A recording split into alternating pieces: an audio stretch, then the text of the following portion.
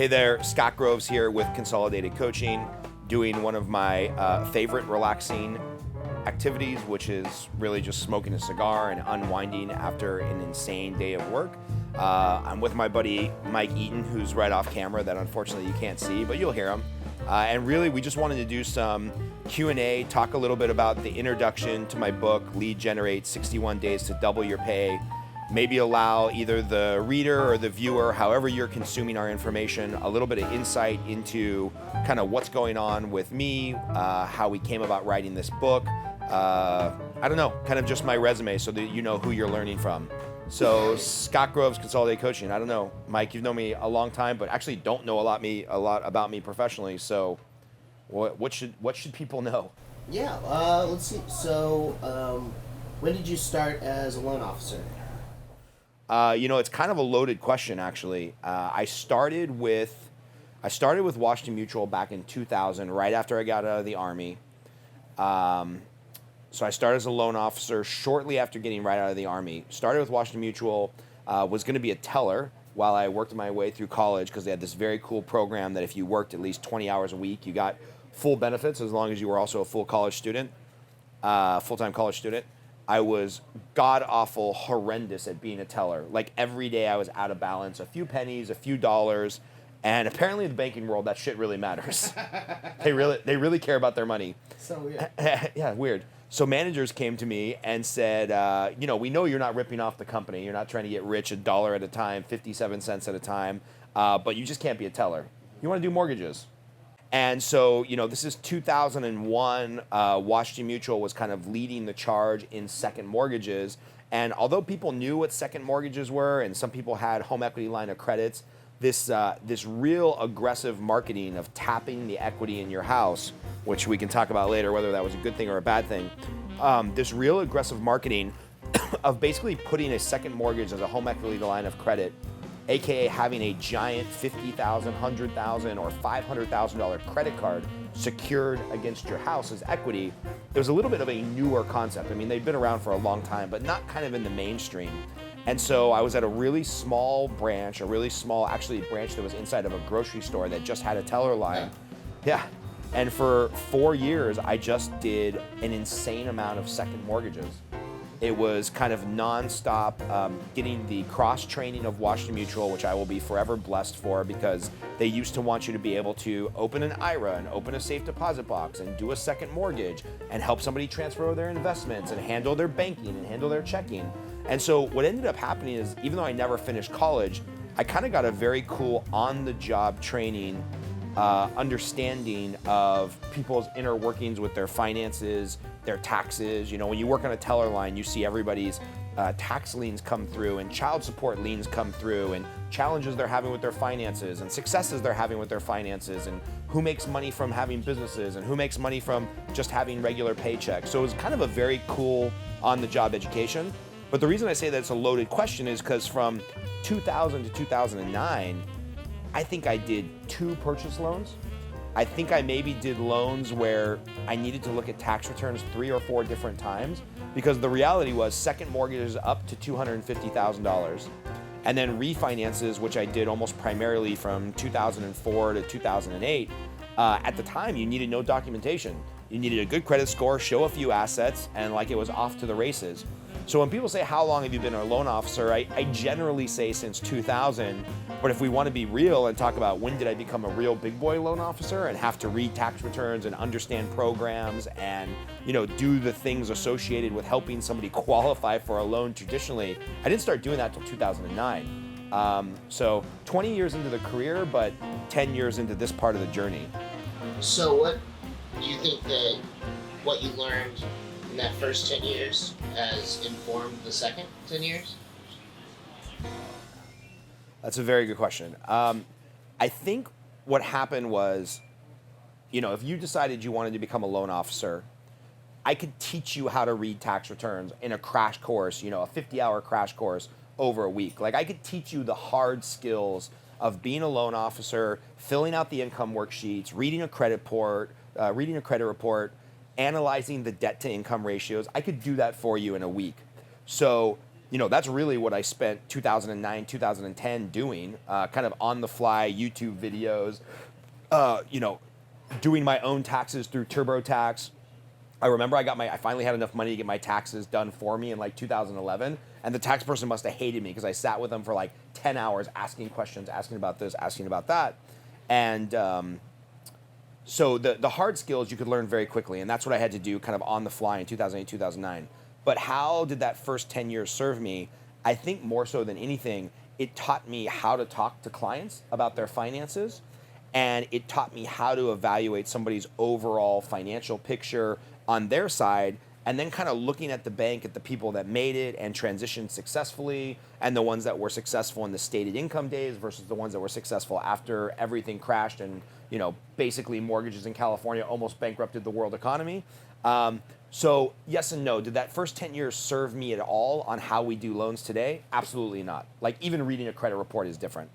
But did it serve me in how I talk to people and how I interact with our team and how I can talk to clients about, effectively what's going on in their broader financial picture? Absolutely. And that was very cool. So if you were talking to someone who had just started as a self-sourced loan officer, I know you've got some guys in the office now that just came over to start doing that with y'all.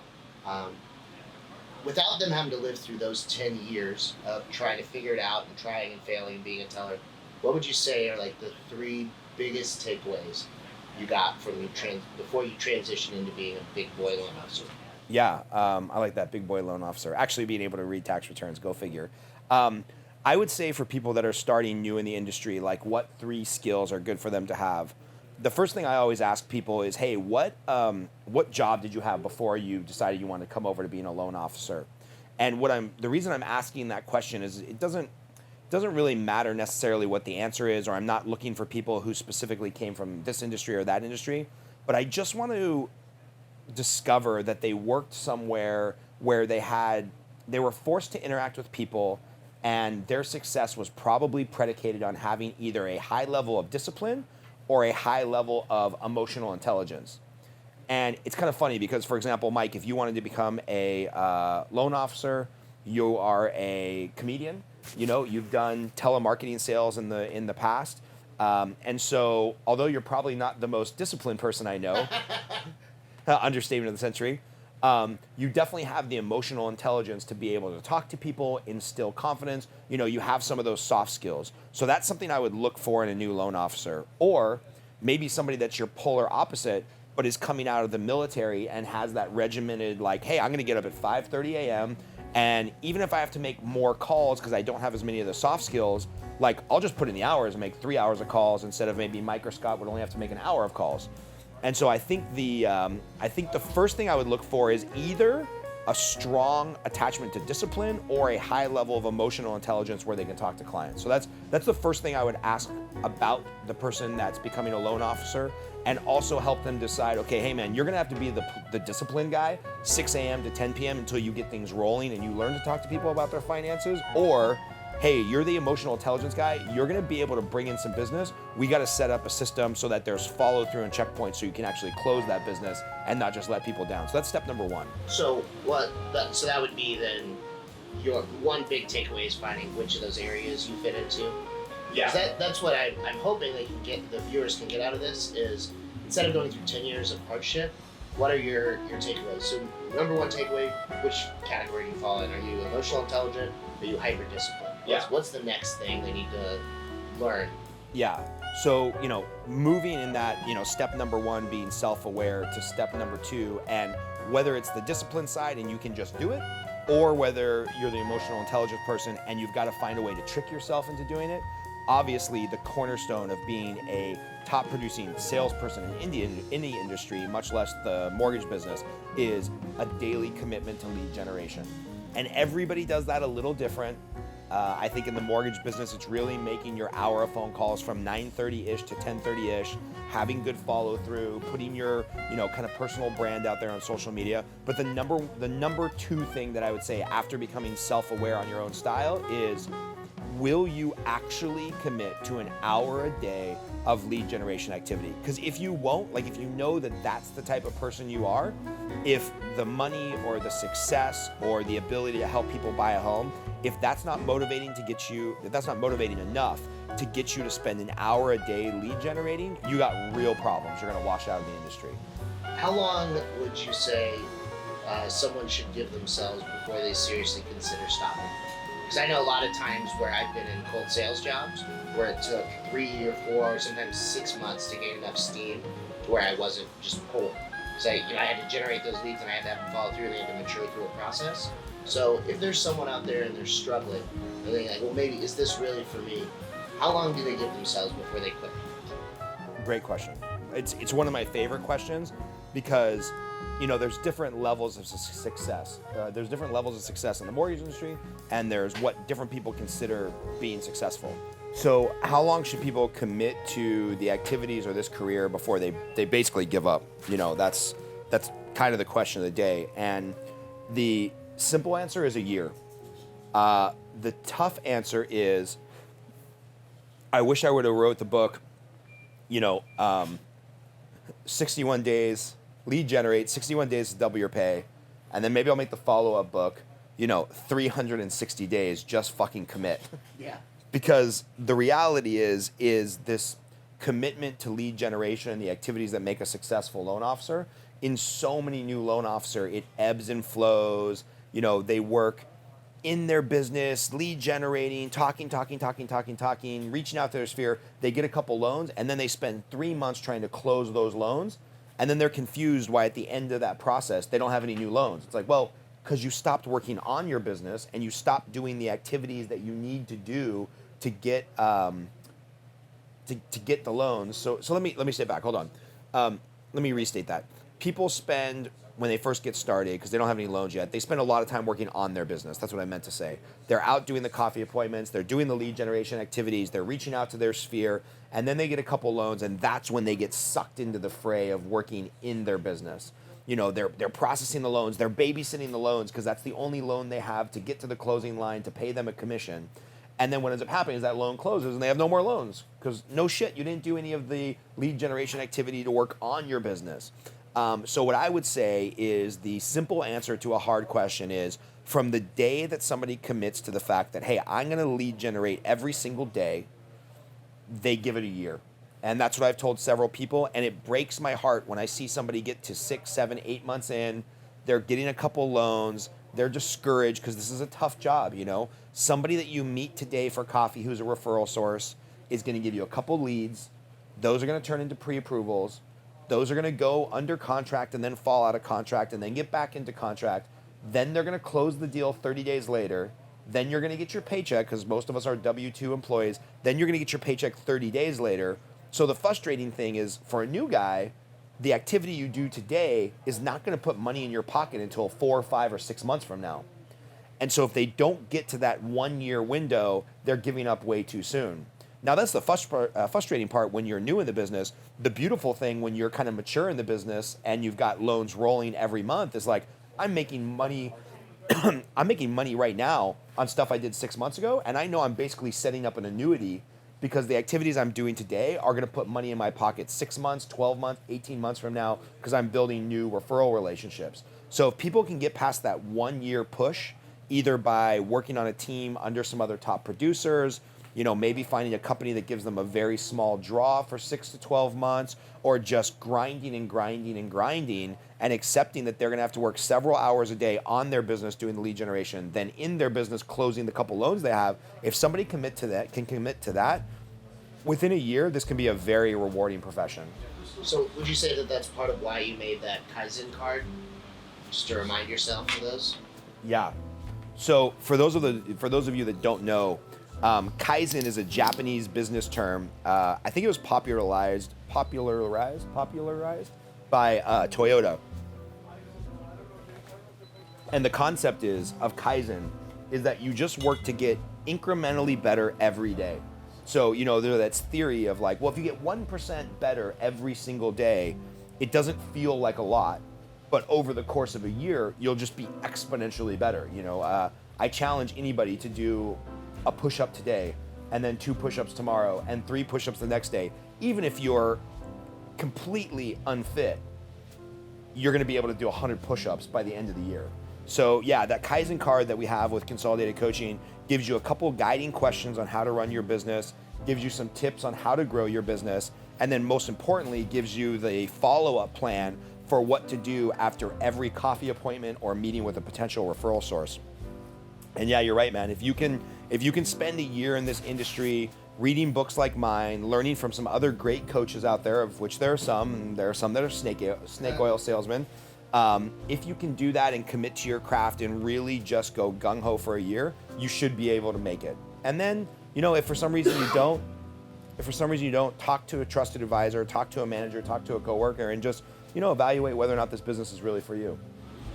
When did you know this business was for you? What was the first time that you thought, I can do this? Yeah. So, when I knew that being a loan officer was probably for me and that I knew I could be a good salesperson, sales provider, lead generator, whatever, is, man, I hate to sound so melodramatic, but it's crazy how over a course of 20 years, these crazy stories kind of codify in your mind. But I remember about a year into doing second mortgages, so we're probably around 2001, 2002, I had a manager who, she just wasn't a good leader. She was pretty batshit crazy.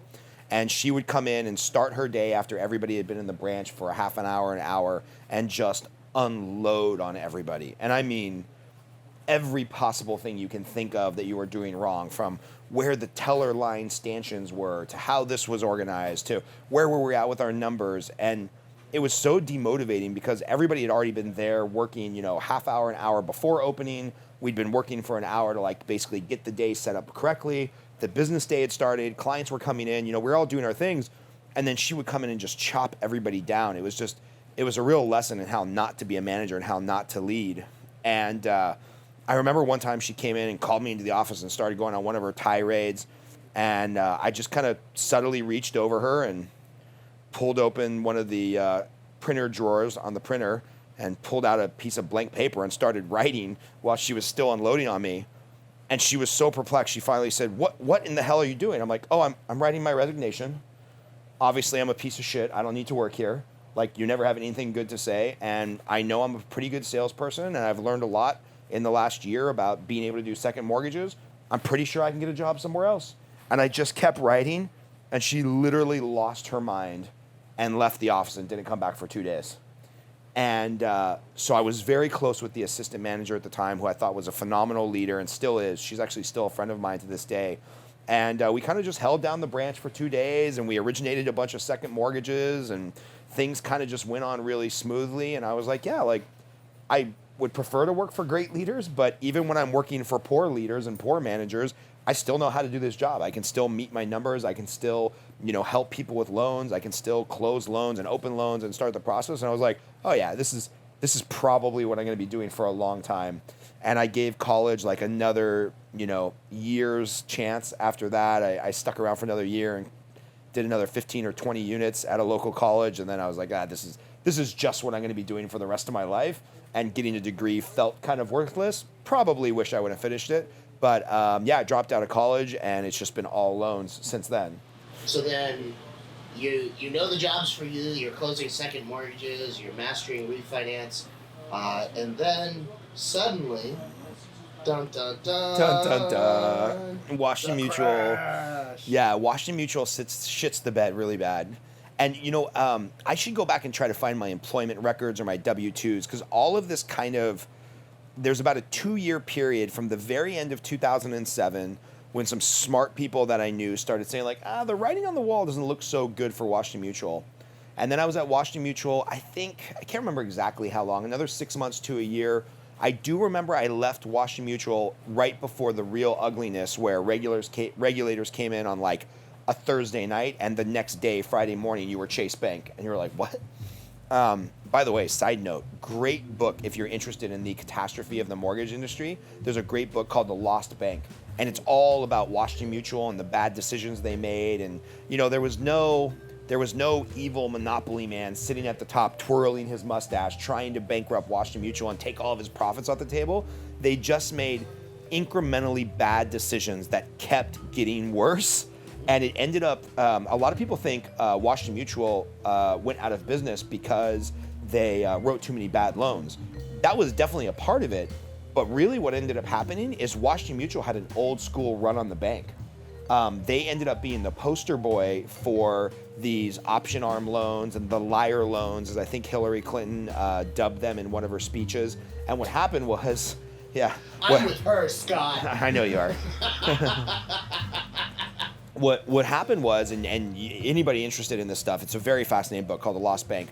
What ended up happening was the FDIC at the time still had insurance per account at $100,000. And there's all kinds of ways you can set up your accounts and structure your accounts so you can actually have like $1 million in a bank and you have all kinds of protection in different layers of FDIC. They've since raised that, I think, to $250,000 or $500,000 per account. But there was just an old school run on the bank. There was so much negative news about Washington Mutual. I remember for months, old ladies coming in and being like, it's gonna be the Depression. I've got $1 million here at Washington Mutual. I've got to take out $900,000 because I'm only protected up to $100,000. Well, that wasn't exactly true, and there was ways around that. But yeah, Washington Mutual, they went out of business on an old run on the bank. So I think about 3 months prior to that, I had all of my Washington Mutual 401k, like I think I was well over $100,000. The entire 401k was self-directed by the company, which you could opt out of, but I'm like the stupid 22-year-old kid when I started Washington Mutual. What do I know? Banks don't go bankrupt. I don't know anything about financial planning. So 100% of my 401k was in WAMU stock. And then as WAMU stock started to drop from $40-something a share, and I saw my, whatever, somewhere north of $100,000 or $200,000 in 401k drop and drop and drop, you know, obviously the bank is telling us, hey, we're going to make it. Banks don't go out of business. We have FDIC insurance. Banks haven't failed since the 30s. So what did all of us do? We started putting our money in and doubling down on WAMU stock. So when it dropped to $30, a bunch of us in the branch and across the region bought more. Dropped to $20, $10, $5. We just kept plowing all of our money back into WAMU stock. They had something called the deferred comp plan. Our 401k was going into Washington Mutual stock. And finally, a mentor of mine, an older guy who had, you know, seen this movie before a few times in different crashes, he's like, dude, get your money out of there. That company is not going to be there. And I quit a few months beforehand, and I think I had maybe $17,000 in my 401k that I ended up cashing out and living off of for a few months when I tried to figure out what the fuck I was going to do. Really scary time, really shitty time. All the dates don't really line up in my mind exactly because it was just a whirlwind from the end of 2007 to say the middle of 2009. But I do remember, I wrote about in the book, it was, you know, fall of 2000 or spring of 2008. It was like the absolute low of the low of the low. You know, I was driving a Corvette I couldn't afford. I had a house that I was renting out rooms and staying on a buddy of mine's couch to try to not foreclose on the house. I wasn't making any money. Guidelines had been cut off. And I went to like Subway with my dad, and I wrote about this in the introduction to the book. I went to Subway with my dad, and we got 2 $5 footlongs, chips, and a drink. So like $16 worth of food. And I was like, sweet, Dad's going to buy dinner because I don't have any money. And when we were in line, after the sandwiches had been made, he was like, hey, I forgot my wallet at home. Can you pick this up? And I literally just walked out of the Subway like, I think I was crying. I was at least teary-eyed. And he was like, what the fuck, man? Like, I knew things were going rough, but like, what's going on? Like, and I'm like, Dad, like, maxed out credit cards, no money in my checking account. I literally do not have $16 to pay for Subway right now. Something had happened. Maybe this is right after I quit Washington Mutual, and like the money from my 401k that I lived off of for a few months was in transit, and I was just waiting on like that check to come in. It was horrific, man. And like, I never want to be back there again, which is ironic because I still don't do a great job of savings. I do significantly better, and my wife and family will always be provided for, but I'm still not great at savings. So I guess some lessons are harder to learn. So during this time, you have no money, you can't buy Subway, you're trying to figure out what the fuck is going on. Are you still doing an hour of lead generation a day? No, I had given up on everything. Like, because all of my lead generation when I was at Washington Mutual was through the bank. Like, we weren't allowed to take databases home, or, you know, even at the time, the idea of saving client information on your cell phone when you worked at the bank was kind of silly because it's like, well, I work for a bank. I'm just going to use their CRM. Banks don't fail. I've been here for 8 years. Like, I'm never leaving Washington Mutual. So, I probably did loans for hundreds, if not thousands of people who, you know, had I appropriately databased all those people and had their cell phones and email addresses for the last 5 years, even if some of those people lost properties or had to declare bankruptcy, the economy comes back, people's credit is repaired. I'd probably be retired had I databased or kept on a spreadsheet, legally, at least like name and phone number, name of email, and all those people. Because I had hundreds of relationships of clients who loved me and were able to get second mortgages to buy additional investment properties, send their kids to college, get into homes, and they weren't one of the 10% that defaulted or walked away from their home. So they saw their equity grow over time, and I just really screwed that up. So no, I wasn't lead generating. I wasn't doing anything. I was sitting around trying to figure out, do I use my VA or do I use my GI Bill from the Army, because I was coming up on 10 years where you have to use the GI Bill in the first 10 years that you exit the military. I was thinking, do I take my GI Bill and go learn to be an underwater welder? I was like really close to sending in the packet for underwater scuba diving welding school in Florida, because I heard that paid like $100,000 a year, and I liked scuba diving. I was this close to taking a middle manager job at IKEA, because my dad had a friend who was like a big, department head at IKEA. I was really spinning out of control. So drinking too much, gambling too much, stealing from Peter to pay Paul to get some cash to go play poker. And if I'd lose, I'd just put it on a credit card. And if I'd win, I'd, pay my living expenses. I was a fucking mess, dude. Yeah. So I feel like there's probably, you don't have to have a 2008 to get there. So like, I'm sure there's a lot of people out there right now. Like, I think one of the most powerful and profound things I've ever heard is, if you are going into the hospital and you have a broken leg and you're getting wheeled back to get that broken leg reset, and you see a guy get wheeled by you and he's had his leg amputated, that's much, much worse than your situation. Right. But it doesn't make your broken leg hurt any less. So, you might be talking to these people about a situation where you had both your legs cut off, but that's not making their situation right now. If they feel too broke to lead generate, if they're worried about where their next deal is coming from or their next meal is coming from, what's the next step? I've never met anybody too broke to not find a way to pay their cell phone bill. So I hear this all the time.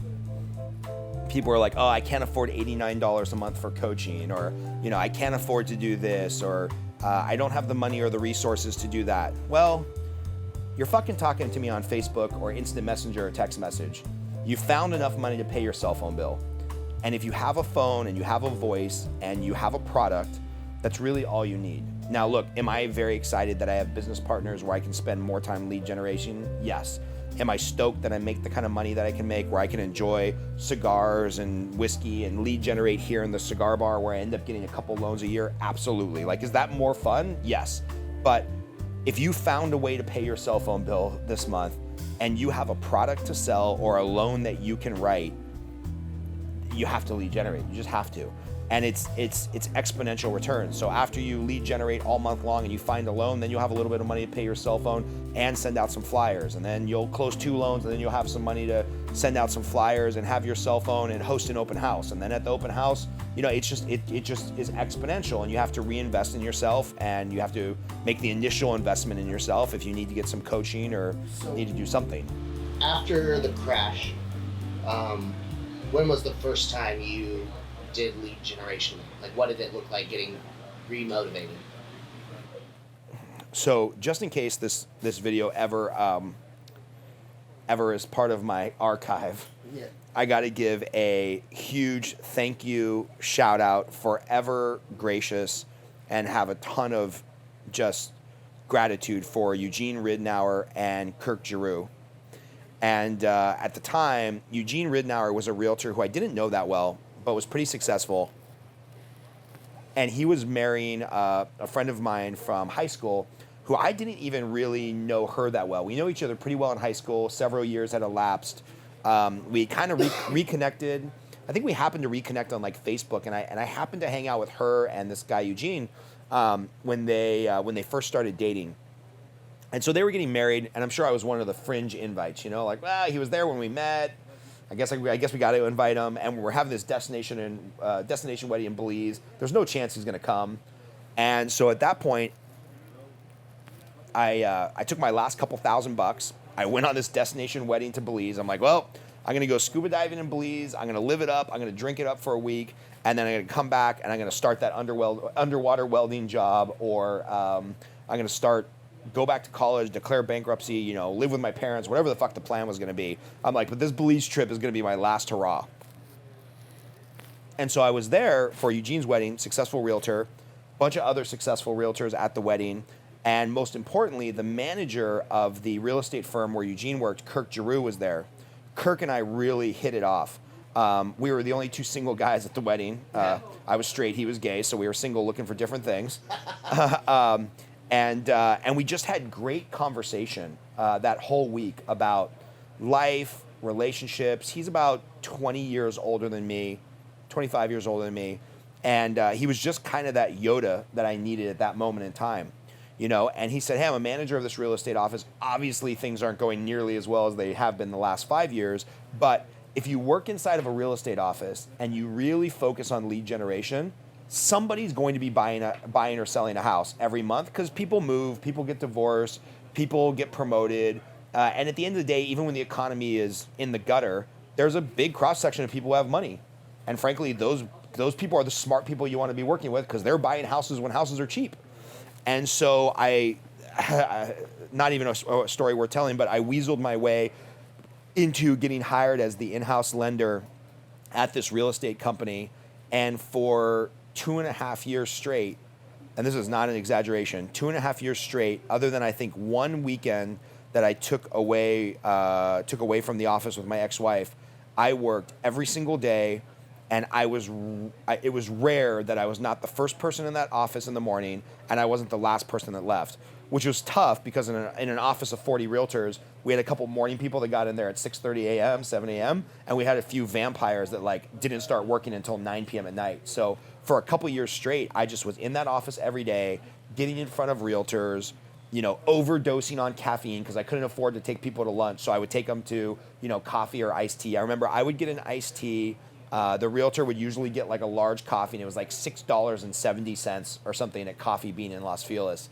And I just did that for 2 years, lead generating. Every time a realtor was walking out the door to go see an open house, I'd ask if I could go with them, because that was my opportunity to meet another realtor who was listing the property for sale. Then I would get back to the office, I would cold call them, and I would just lead generate like a machine, basically doing the follow through and the structured hours that I knew how to work from the bank.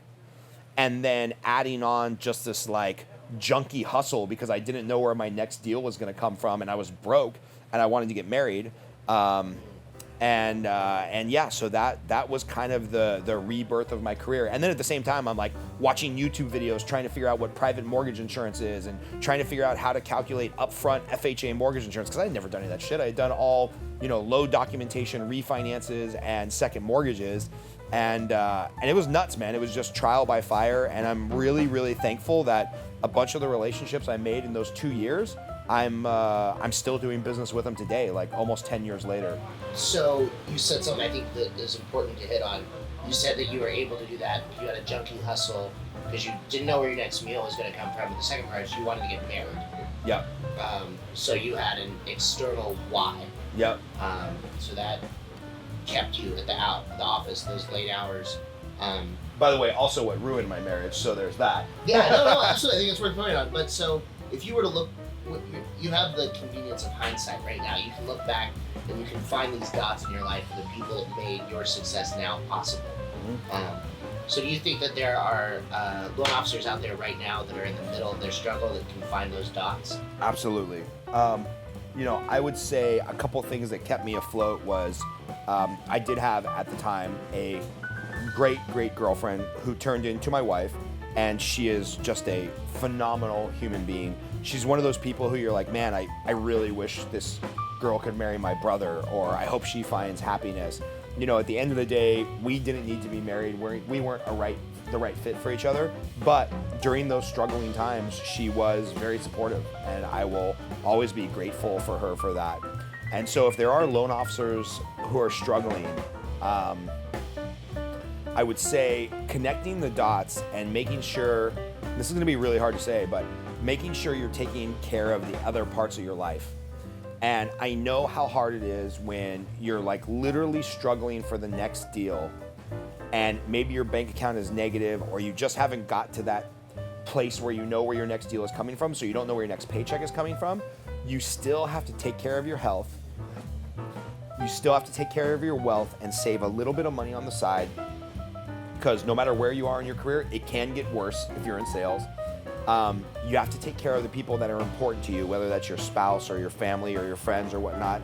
Like, I'm a fan of getting out of balance for those short periods of time, or maybe even those short seasons where you've really got to focus on a solution. You know, like I wanted to write my book, so it was like all in on the book.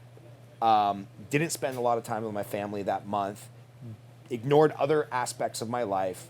But at the same time, I knew that writing that book and completing that book would create revenue for the rest of my life for my family. It's residual income. So I was willing to make that sacrifice. But had the book taken me a year, I wouldn't expect my wife to put up with that, or my business partner, or my friends who like didn't see me for a month. Like, you can't do that for a year. If you're in that struggle and you're a loan officer and you're trying to connect the dots, I would recommend getting some type of coaching. And look, would I love for everybody to sign up for our monthly coaching program and pay me some money because I know we're adding way more value than the money is worth? Absolutely. But you can literally get a book for, on PDF for $1, or you can buy my book on Amazon for $16, or you can buy secondhand books for $4 on Amazon. You can get so much coaching and great knowledge for such a low cost. You got to be a little selective on what you consume for free on YouTube, because there are a lot of snake oil salesmen out there, and you got to be careful what you consume on YouTube for free, because there's a lot of snake oil salesmen out there in the personal development and the business development, especially in the mortgage world. But there's just so much good knowledge out there. So if you're trying to connect those dots, find a mentor, take care of yourself, take care of the other aspects of your life, and then just work hard. Like, it does blow my mind how many people's actions do not match their stated goals. When somebody tells me they want to make $100,000 or $200,000 or $500,000, and I see them roll in at 11 a.m. and leave at 3 p.m. and not really committed, and it takes them 2 or 3 days to respond to an email that their manager sends them, I can only imagine what feedback that gives to their referral partners and their clients. Like, come on, man. This is a job. This is a profession. So, take care of all those other aspects of your life. Find a coach and commit to putting in a lot of hours, because this job's fucking hard. So there's the concept of the way that bamboo grows. When you plant bamboo, you have to water it for a really, really long time. And you'll spend about 30 weeks with a seed underground, watering it, nurturing it. And then over the next 2 weeks after that 30 weeks of incubation, the bamboo will grow 20 feet. So it'll go from a seed that you've nurtured forever, and then it'll finally sprout and grow huge. So following the crash, you're doing these activities, you're planting the bamboo, and you're waiting for it to sprout. What was the first sign of growth? Wow, I like that bamboo analogy. I'm going to steal that. I think the first sign of growth is the first time I got a deal from somebody who didn't work at the real estate office that I was planted in. So, I wish I could remember who it was. I don't want to make it up. I think it might have been at somebody down the street at a competing brokerage who I met at an open house, went to coffee with, did the follow-up, did the system, made the call, stayed in front of him, and then he gave me a deal. And that was the first point of growth, because it's like, okay, cool. Well, these people that work in this office, I'm the in-house lender. They can use me if they want to, or they can choose not to use me, but they have to see me. Like, I'm just in their face every day. They don't have a choice. And again, they didn't have to work with me. I had to earn every relationship and every piece of business I got out of that office, but they had to see me. Like, I got in front of them at the office meetings. I was constantly asking them out for coffee. I was just, doing laps around the building. Hi, Tom. Hi, Bill. Hi, Holly. They had to see me. But the first time I got a deal, probably about a year into this kind of, rebirth of my career, from somebody outside the office who's like, Scott, I really like you. You're always coming to my open houses. You're doing good shit. Yeah, I'm going to give you a shot. Here's a client I want you to call and pre-approve them. That was like a huge fist pump win. Like, yeah, okay, this is working. This is where we start to see this explosive bamboo growth. Mm-hmm. Good question, by the way, and great bamboo analogy. I'm going to have to look that up.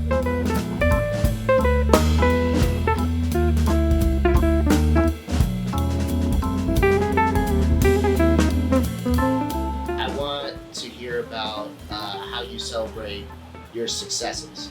Like, what do you do? One, to thank yourself, and two, to thank your referral partners.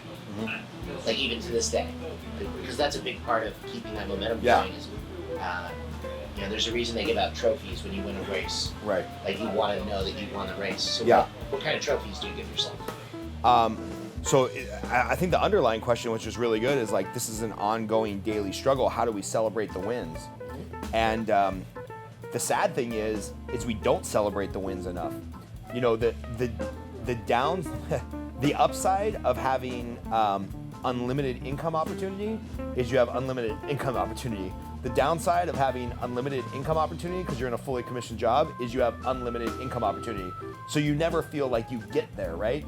And I've heard this from people that have grown from making $50,000 to $100,000, and I've heard this from people that have grown from making $100,000 to $1 million. When you're in a salary job and you're like, oh, there's the next raise, or there's the management job, or there's the pinnacle, because I wanted to be the COO of this company, and when I got there, I was going to make $370,000, and that was success. The problem is when you're fully commissioned, you could have always worked a little bit harder and made a little bit more money. So, I'm embarrassed to say that I don't celebrate the wins as much as I should. And I probably don't do enough for the other people in my life. My wife is a saint. Thankfully, with, date nights and what her love language is and how she likes to be loved, it's very easy for me to kind of take that for granted and have, quality time with her and recharge her batteries. And then I can go back to 4 or 5 days of working 15 hours a day. And that's something I got to change, because we have 2 little kids now who I need to be spending more quality time with.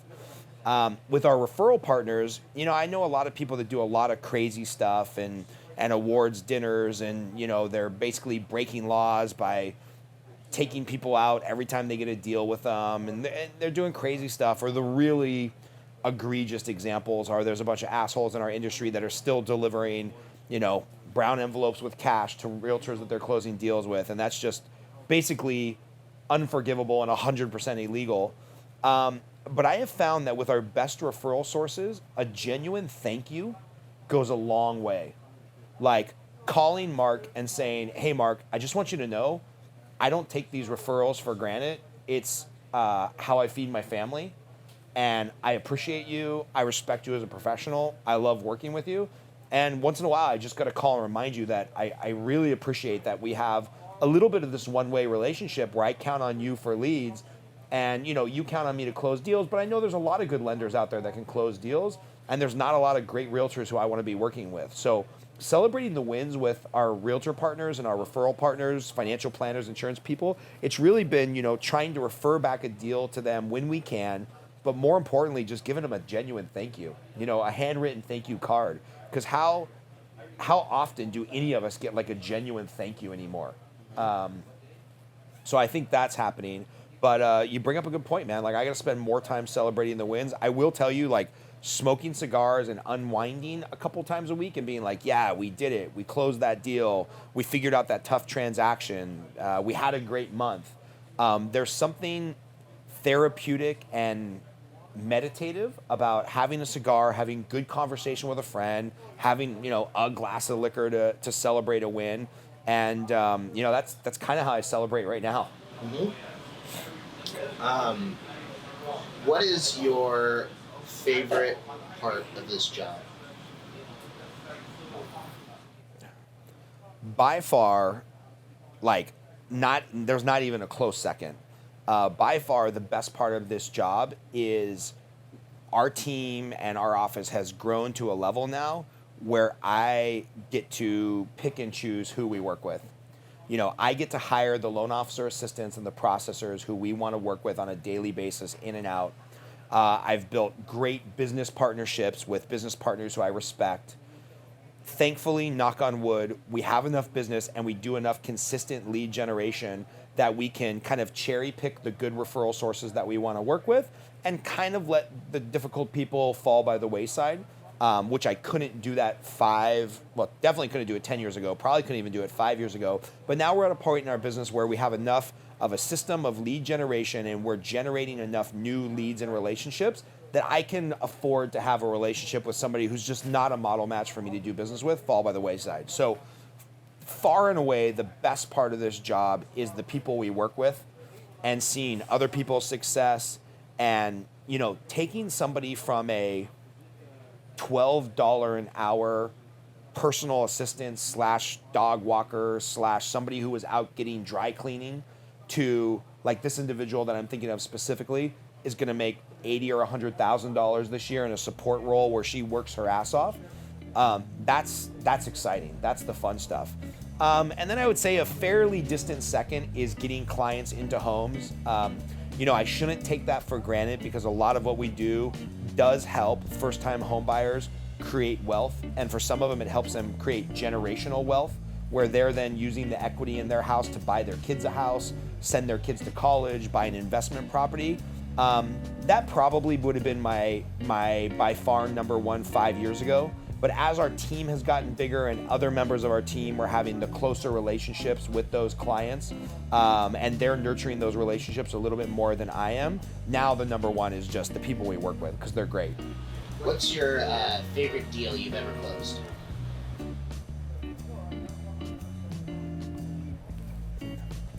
The favorite deal I ever closed was for my friend Jessica, because Jessica, going back in time, callback as you like to say in the comedic world, Jessica, who was a good friend of mine and was that assistant manager at Washington Mutual, who I was talking about, who we were down in the mud with when we had that manager who was god-awful.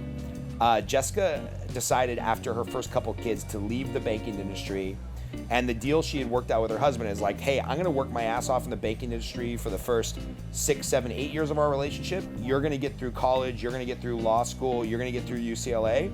And then after we transition and you're making good money as a lawyer, I'm going to quit this banking racket because getting yelled at all day by people who overdraft their account is not fun. And so shortly after she left the banking world and he entered the law profession, they wanted to move from their condo to a home because they had, I think they had just had their third kid. He was a lawyer, wanted to live a little bit closer to where his office was, and they wanted to buy like potentially the forever home. And it was a really tricky deal because it was probably 2012, 2013, so regulation was still kind of against us. Property values were rising, but they had just taken a huge 20, 30, 40% hit like 4 years before. So, there was just all these moving pieces. The condo that they were leaving, they were going to rent out to a family member, which they did. That family member actually still lives there. They were buying a new house with a low down payment. The primary wage earner had just left her career. The new primary wage earner had just started his career. There's so many moving pieces, and it was not an easy deal. And I'm sure at times in the transaction, they were frustrated with me and I was frustrated with them.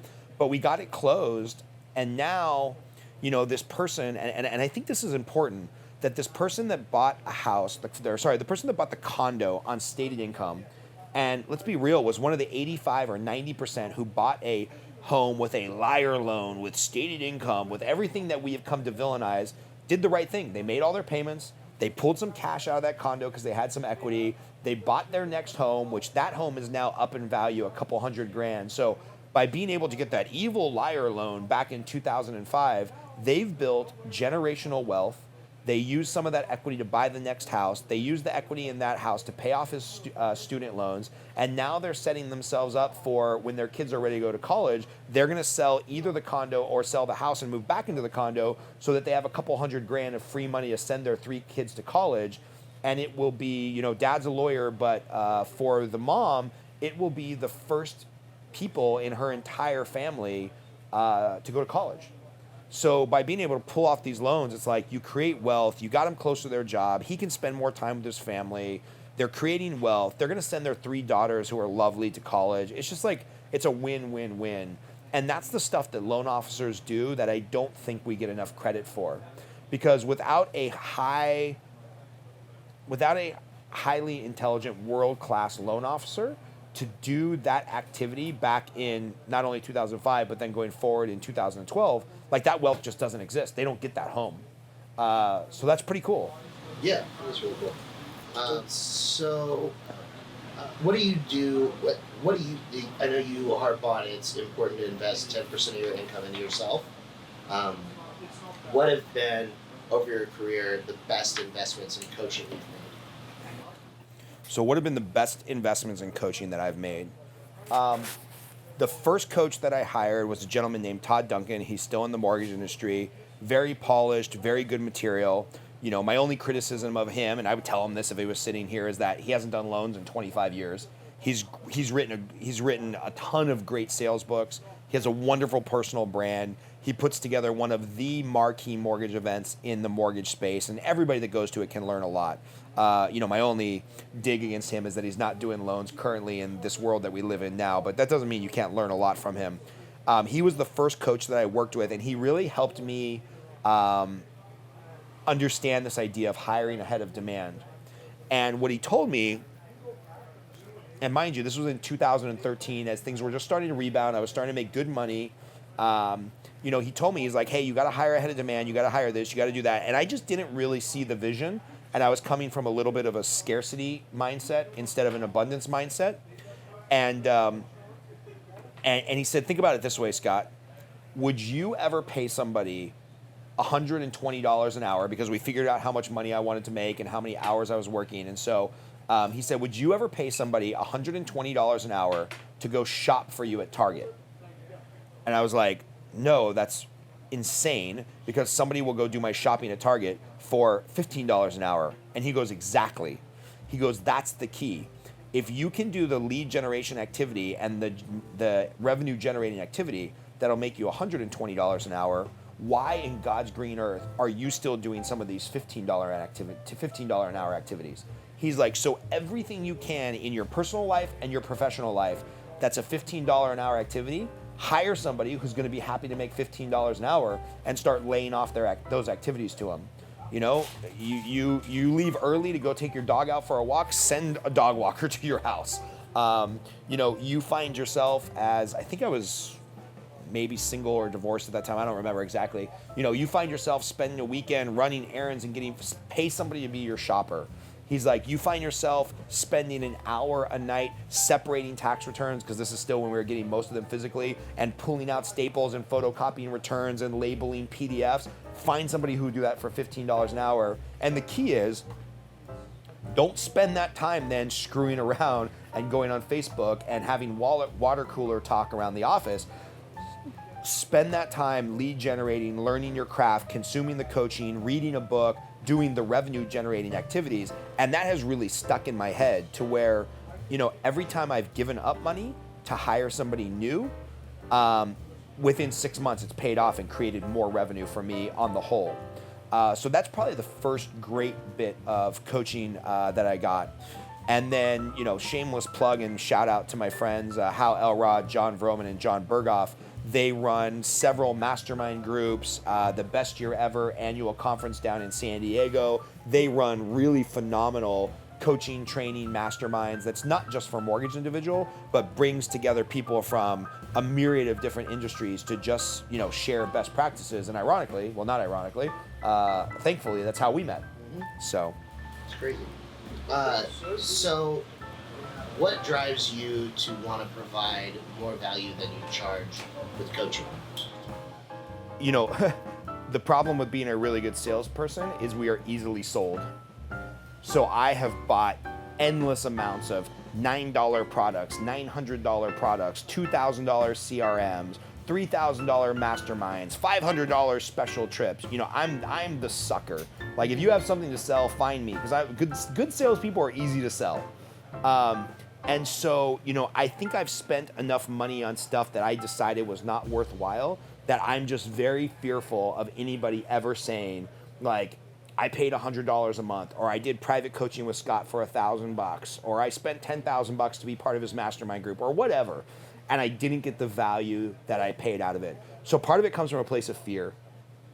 Part of it comes from a place of abundance, something I learned very much from Hal Elrod of like, hey, just put your best stuff out there, charge what you think is fair, add tons and tons and more and more and more and more value, and that will just bring in the masses to consume your product. And then part of it, and I'm going to be honest, is I don't have to make all my money from coaching. If the book sells 50 copies next month and I make a couple $100 to supplement my car payment, great.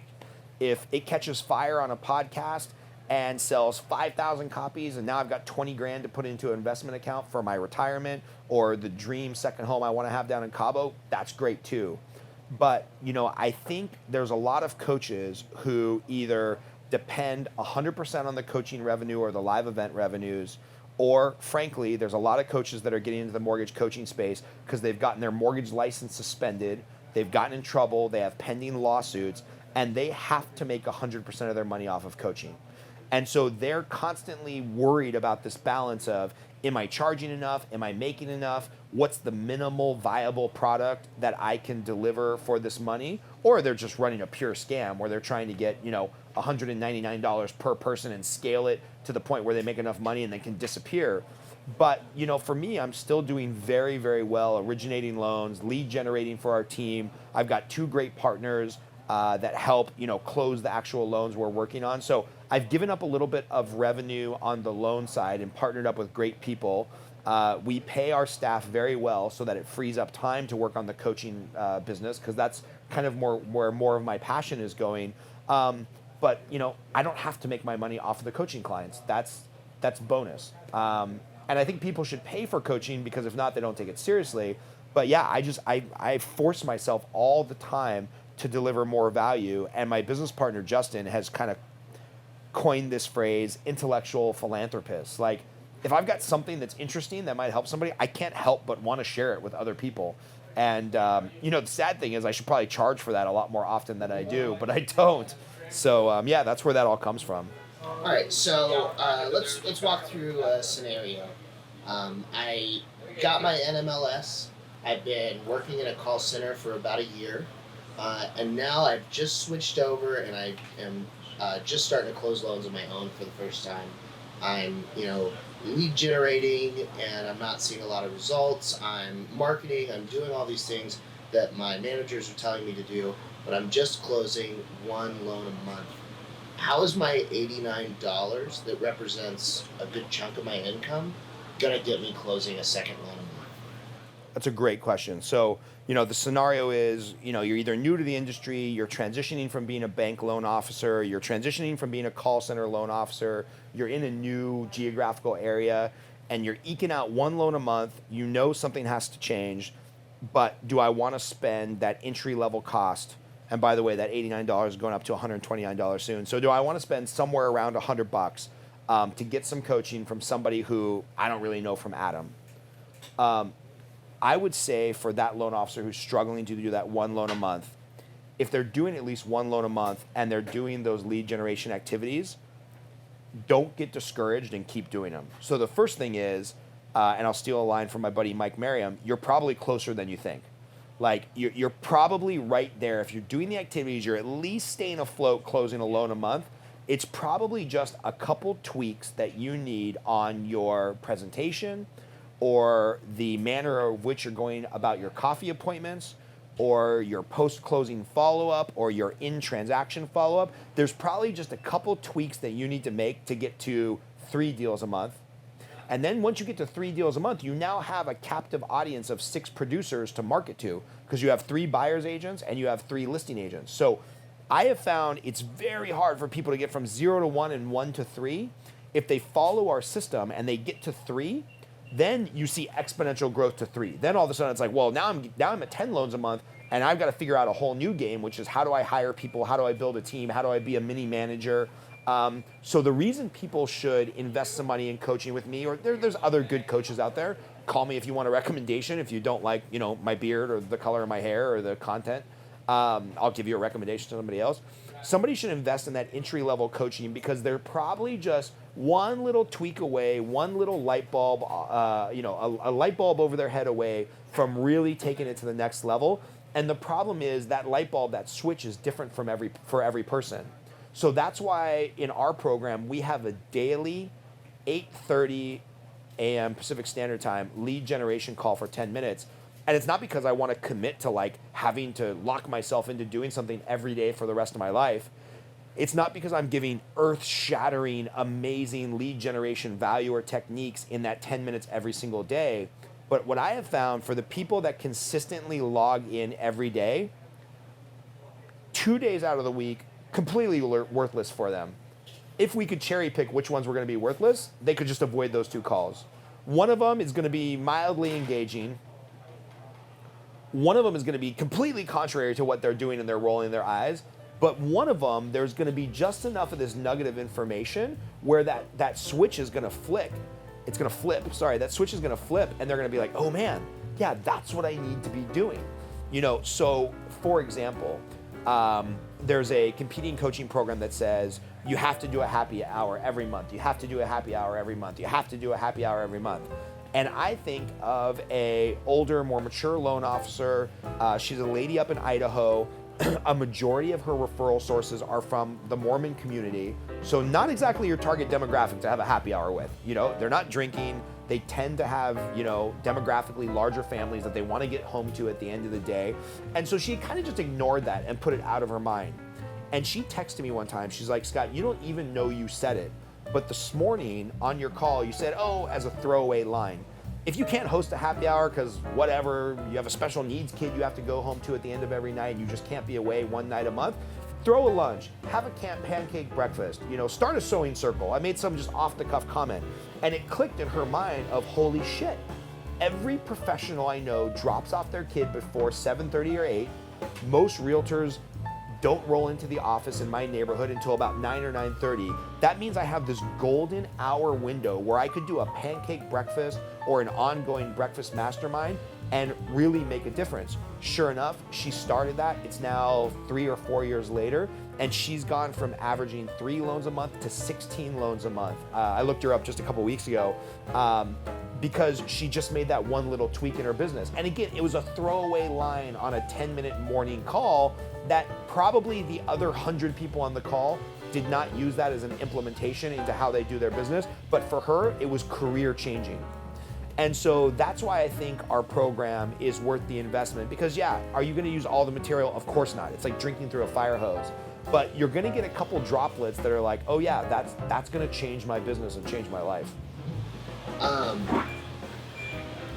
More for personal satisfaction than anything, I would love to hear you play devil's advocate to lead generation.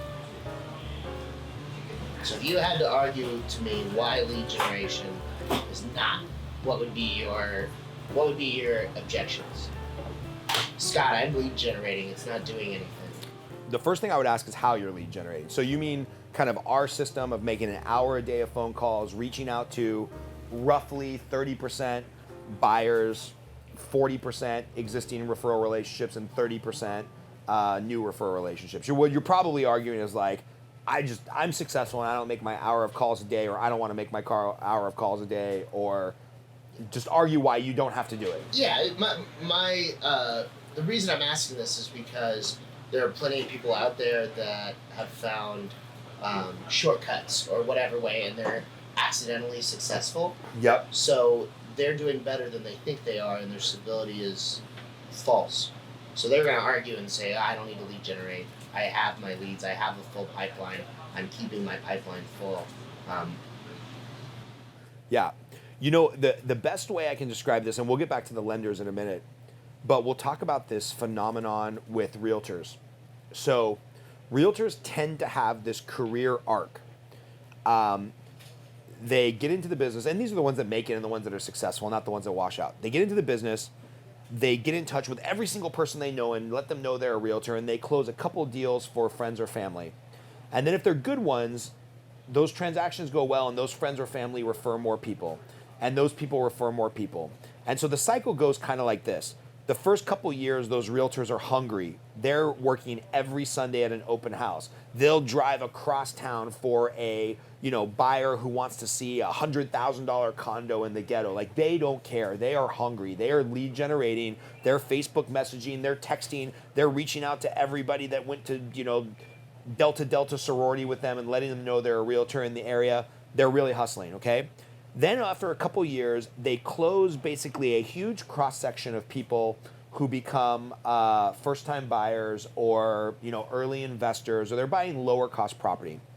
Then there's about a 3-year period where those realtors are on fire. because they're still getting some of those buyers from their hustle. And that first wave of buyers that were first-time buyers are now having kids, getting married, getting divorced. They're selling their house and upgrading, downgrading, moving across town. So now they've got their, hustle buyers.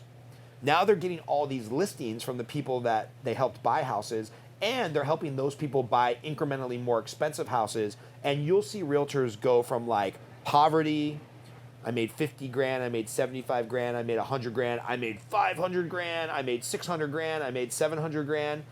But guess what happens? Many of those realtors don't build a big team. They don't bring on a buyer's agent. They don't bring on an operations manager. They're just like, well, I'm doing it all. I deserve all this success and all this money. They stop doing their lead generation. They stop doing their hustle for new buyers. They won't drive across town. They start getting a little chip on their shoulder and say, well, I'm a listing agent only. I make all my money doing listings because that's where the money are. They start talking disparagingly about buyers. Buyers are liars. I don't want to deal with them. They don't want to get pre-approved. Lenders drop the ball. Every time I have a listing, the market is good. The listing is selling. It's guaranteed cha-ching, money in my pocket. And I've seen this over and over and over in my 20 years of my career. People that used to be a really big deal in a neighborhood and every other street had one of their signs as a listing agent, they're gone. They're dead.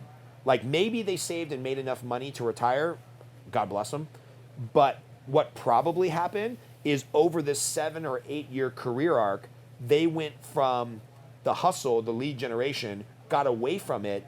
And if they don't find a new way to pivot and find new business or turn those listings into other listings and lead generate for more listings, they're, I don't want to say a one-hit wonder because this can happen over the course of 7 or 10 years, but they make all of their money or a vast majority of that money in that middle 3 years. And then a year or two later, they're finding out like, oh my God, I raised my living expenses to thinking that I was always going to make $500,000 a year, but I didn't maintain that hustle and that discipline of lead generation. And now the market is shifted, or I lost my buyers, or I lost my hustle. And like, I don't know how I'm going to pay my taxes this year. It's a real danger. And so I would just apply that analogy to loan officers.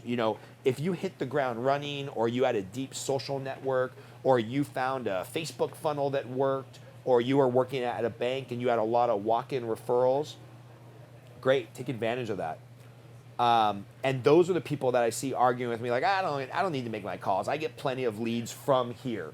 I get plenty of leads from my BNI group, or from Facebook funnels, or from SEO advertisement on Google, or my cousin, my uncle, and my best fraternity brother are all financial planners. They're going to keep me fed for my entire career. I get tons of leads for them. Guess what, man? People leave the business. People slow down. Facebook changes their algorithm. Click ads, pay-per-click on Google goes from 47 cents for the word mortgage to $240 for the word mortgage, and now it's no longer profitable. Like, shit changes, man. And so if I was arguing against lead generation, it would usually be because, well, I've got this thing that's working. All right, cool, man. We'll exploit that thing that's working and work the hell out of it, but also realize that that number one referral source who gave you, 20 deals this year, next year she might be on maternity leave. This happened to a good friend of ours actually out in the desert. Their number one referral source went to jail for something unrelated. Invested in a startup and a property thing that ended up being this pyramid scam, and like he lost his license. He ain't giving them referrals anymore. I mean, crazy shit happens in this business. And so those people, playing devil's advocate, I can picture the people that have told me like, hey man, I don't need to make my calls. I do this, I do that. I've got this deep social network. I've got that. All right, well, throw a divorce in the mix. Let me know how many referrals you get from your ex-in-laws who used to own that big company that could give you a bunch of referrals. Like, shit just changes. So I think we've constantly got to be lead generating to navigate the storm that's coming of change, because we know change is the only thing that doesn't change. Change is always coming. So I tried, but I just can't argue against it. Yeah. I think lead generation is recession-proof. So tried and true. If you were going to describe the motivation you get from Karina, Gabe, and Alina, how would you describe that?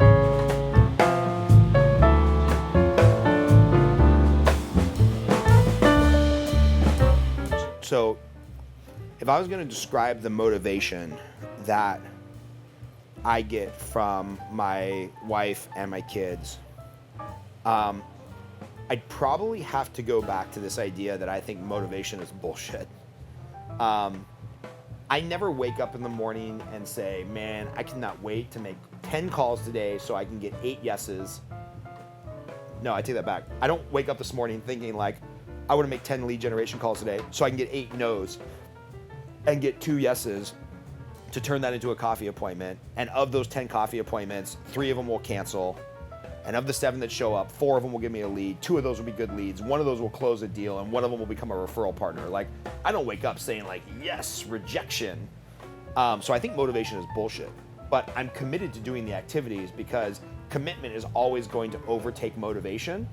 And if you're committed to doing something, just by starting to do the activity, you get that kind of centricular force. You get that momentum where all of a sudden now the task becomes easier because you're committed to doing it. Now you're doing it. Well, now you might as well just do it, and then you do it, and then the momentum takes over. So I believe in momentum more than motivation. And if we were to have my wife here and give her some truth serum, like, I think my wife would very, very much relish in the idea of like, she comes from a very humble family. You know, there's probably been months where we've made more in a month between her and I than her family or my family, you know, growing up made in a year. And so my wife would legitimately be okay with like, hey, we're gonna make $40,000 a year and we're gonna live in the back bedroom at my parents' house, but we're gonna be right on top of each other and we're gonna spend a lot of time with the family and you're gonna see the kids 10 hours a day. Like, I legitimately think she would be fine with that. Like, no more Lululemon workout clothes, you know, no membership to the gym. Oh, who cares? We'll go hiking, you know, no more steak dinners. All right, cool. We'll be like, we'll just go to Chipotle. You know, no adding to the retirement funds every month. Like, it'll be okay. We'll probably be working till the day we die anyway. Like, I really think she would be okay with that. So to say that I get some deep level of motivation from like, well, you know, we have these dreams of sending our kids to $30,000 a year private school, or I really want to provide for Karina so she can have all the things she's ever wanted. That doesn't really come into my head on a daily basis. But what I am committed to is I really do, and this might get political or aspirational or kind of, you know, sappy and nostalgic, but I really do have that kind of like bootstrapping conservative mindset of like, the next generation is going to have it better than the last generation. And I am really, really committed to my kids having the opportunity, maybe not the outcome, maybe they end up being lazy little bastards, I don't know, but I am really committed to the idea that they're going to have the opportunity to do better. So if Gabriel decides he wants to go to Harvard because that's his dream, and the only thing that would prevent him from doing that is money, I don't want to not have that money to do it for him. Or if Alina at 18 or 28 or 80, long after I'm gone, is motivated to like open a business, and the only thing from preventing her from doing that is like she doesn't have a year's worth of money to live off of while she pursues this dream to start this business, I want to be able to give her that money to do that. Or my son Jonathan, who's 17, if he's like, hey, I don't really know what I want to do, I don't want to be a deadbeat, but I kind of want to find myself and just go travel for 6 months. Like, I'm committed to allowing them to have more opportunities than maybe what I had or maybe what my wife Karina had. And so it's weird because I think when people talk about motivation, they're like, well, what do you want to buy them? Or how much money do you want to have? Or there's not this number where like, well, once I get $2 million in my retirement account, I'm done. I'm motivated to get there. It's like, no, I'm just kind of committed to the outcome of my kids having a better chance and better opportunity than I have, and that extends to the people on our staff. Like, I'm committed to the people on our staff making more money than they ever thought possible, and then I want a second home in Cabo. Like, I love Cabo. I love surfing. I love tacos. I love beer. I love cigars. I love hanging out on the beach with my wife. I like partying with my boys. Like, I just love Cabo, so I'm committed to having a second home there one day. So that's kind of it in a nutshell. Hell yeah. was hoping that the beginning of that answer was going to go differently. My sneaky ploy was that you could edit that out and it'd be a really sweet video you could give to Karina. I was like, so what about Karina and Gabe and Alina motivation? Well, honestly, motivation's bullshit. Like, Yeah. oh, cool, yeah, she'll love this. Yeah, make sure you don't edit this part out because my wife will love to see that. It's like, my wife's a saint. I love her to death. I love my kids to death, obviously. My oldest son, Jonathan, who's 17, I didn't meet him. I didn't even know that he existed until 16 years old. So we're creating a very different relationship. I'm going straight from diapers to like trying to give life advice to my son, who's like, well, Dad, it's a little tough because my friend Debbie's sleeping around and I think my friend Billy's like addicted to heroin. And I'm like, wow, we totally missed the whole learn to read thing. Yeah. Went straight from Gabriel, learning how to not shit his pants to like trying to counsel my son on how to, still be there and be supportive of his heroin using buddy. Don't know that his name's Billy, so maybe we should edit that out. But now that I've given the disclaimer, we don't have to. But yeah, it's really weird. Like I'm committed to those things I just told you, but I'm also self-aware of the fact that I'm a pretty selfish person. I'm a pretty ego-driven person, and like I'm probably kind of addicted to work. Like I like working.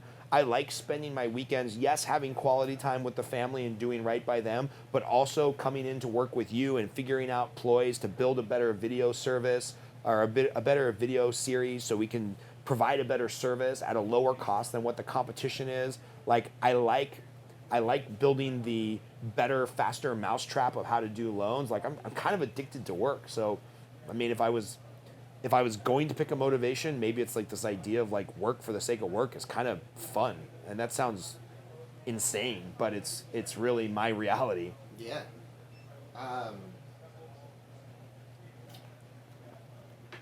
What's a question you wish people would ask you? First of all, this is the greatest question. Who did we steal this from? John Vroman. John Vroman. John Vroman, a buddy of ours who runs a great podcast. He's an amazing public speaker. He always asks people on his podcast, what's a question that you wish people would ask you? If you want a killer question to ask people, ask that question because it's so great. A question that I wish people would ask me is like, oh, when are you going to stop doing all this craziness? And the simple answer is I'm not. But if there was another question that I wish people would ask me, I wish people would ask me more about the team that we work with. Consolidated coaching would not exist without Chris DeRosa. Chris DeRosa is the younger brother of my best friend since kindergarten. He needed a job. I had this crazy idea of growing a coaching program, and he was literally willing to come in, trial by fire. He worked in the services industry and the hotel industry, had a little bit of, technology background, had some chops on a Mac, and literally just came in and said, oh, you need somebody to figure out how to edit video? Okay, I'll watch endless YouTube videos and figure that out. Oh, you need somebody to build a website where people can pay for shit? Okay, I'll figure that out. Oh, you got to archive stuff behind a password? I'll figure that out. And it hasn't been perfect, and we've both been mad at each other a million times. But he's worked really hard over the last 4 years to make sure that this coaching program exists. On the other side of the equation of my loan business, I can name countless number of people who have worked with us, have worked for me, who currently work with us. And I'm the one that doesn't mind getting on social media and putting my name out there, and I'm the one that doesn't mind making the cold calls and getting up in front of big crowds. So I get a lot of credit for, frankly, the knowledge and the architecture and the technical aspects of the job that we do in the loan industry. That's almost 100% done by my business partner Justin. And our right-hand man right now, Arash, who I think is going to be with us forever, he's doing most of the client interaction and the instilling confidence and the talking to people on a daily basis to make sure these loans close. I wish people would ask me more questions about them. And then, the people that have worked for me before, all the way from the ones that sadly I don't talk to anymore, I've had relationships fall out, or the ones that have left and I'm still friends with and they're doing great in the mortgage industry, or the people like Natalie that have been with me for 5 or 6 years and started as that personal assistant and has worked herself all the way up to like a rock star loan officer associate who knows tax returns better than most loan officers I've ever met. Like, I wish people would ask more questions about them because they're the engine behind like the shiny exterior that I get to be, and I'm not even that shiny or polished or good looking, but I've just kind of picked that course where I'm out there writing the books, doing the social media stuff, doing the speaking engagements, and that's fun, and that's what gets me up in the morning. But there's so many people, dozens of people behind the scenes that make this all happen. We've got a bunch of quality improvements, sales funnels, coaching platforms, video delivery systems that are coming out simply because you decided to move out to California and help me out, while you're also pursuing the job of being a comedian. I hooked up with this top-notch film crew from Philadelphia. I live in the epicenter of cameramen, cinematographers, and wannabe directors, but I've never really connected with any of them on a level where I trusted stroking a check to any of them for $20,000 to make a top-notch video series, and somehow through some crazy occurrence, a friend of somebody I trust introduces me to this film crew in Philadelphia, and all the stars just align to have these people work super hard behind the scenes for us to make sure that we're putting out top-notch video content. And I wish people asked more questions about all of the other people in the transaction who make it happen. I mean, I can remember Marilyn, Mary Lou, Jeremiah. These are people that were funders at companies I worked for. They have the most thankless fucking job in the mortgage industry. They get the package when it's ready to go to docs, all the hard work has been done, and then they're under the gun to get those loan documents out as fast as possible to make the client and the escrow company and the realtors happy. Nobody ever says thank you. Nobody ever knows what they do for a living. But without them working at a very high level, my job sucks because the docs go out late and all the work that we did up to that point is for naught because all people remember is like, well, the loan documents got out late. And I wish people asked more questions about them and their importance and how much they add to the system and how much value they add to these transactions and these programs. What's your greatest challenge today in your business? My greatest challenge right now in the business and in life is not feeling guilty. It's that balance of when I'm working on coaching stuff, don't feel guilty about the amount of energy I'm putting into the loan origination business, because I know in my heart of hearts I'm doing a lot of the activities that are revenue generating activities that my other team members don't like to do. Making the cold calls, doing the lead generation activities. So I know that consciously, but subconsciously I feel guilty. And then when I'm with my family, I feel guilty about not working. And when I'm working, I feel guilty about not being with my family. So just constantly working on the mindset of like, when I'm here, I'm present, I'm doing this interview, I'm talking to you, we're building out the business, I'm relaxing, I'm enjoying time with a quality friend. Don't feel guilty about all the other stuff I'm not doing. And then likewise, when I'm at home with my family, turn off the cell phone, make that quality present time for them, and know that, yeah, maybe I even have a reason to feel guilty. Like if I'm phone off, fully engaged with my family all day Saturday, I'm probably missing a phone call that could turn into a loan, that could turn into revenue for the other people on my team. And I just have to accept that's the way it is. There's only so many hours in the day. And we're constantly trying to refine our systems and our, workflows and our team so that we don't miss those deals. But the biggest challenge right now is being somewhere and not feeling guilty about being elsewhere. For some reason, the only time I don't feel guilty is when I'm in the movies with my wife. That seems to be my escape from reality, where my wife is next to me. I feel like we're spending some quality time together because we really enjoy going to the movies together. The phone's off, so it's not beeping and tweeting and buzzing at me. The movie is a perfect escape for like 2 hours. I don't have to think about any of this other bullshit. So yeah, it's weird that the only time I don't feel guilty is probably when I'm doing the thing that's the biggest time waster, which is watching movies.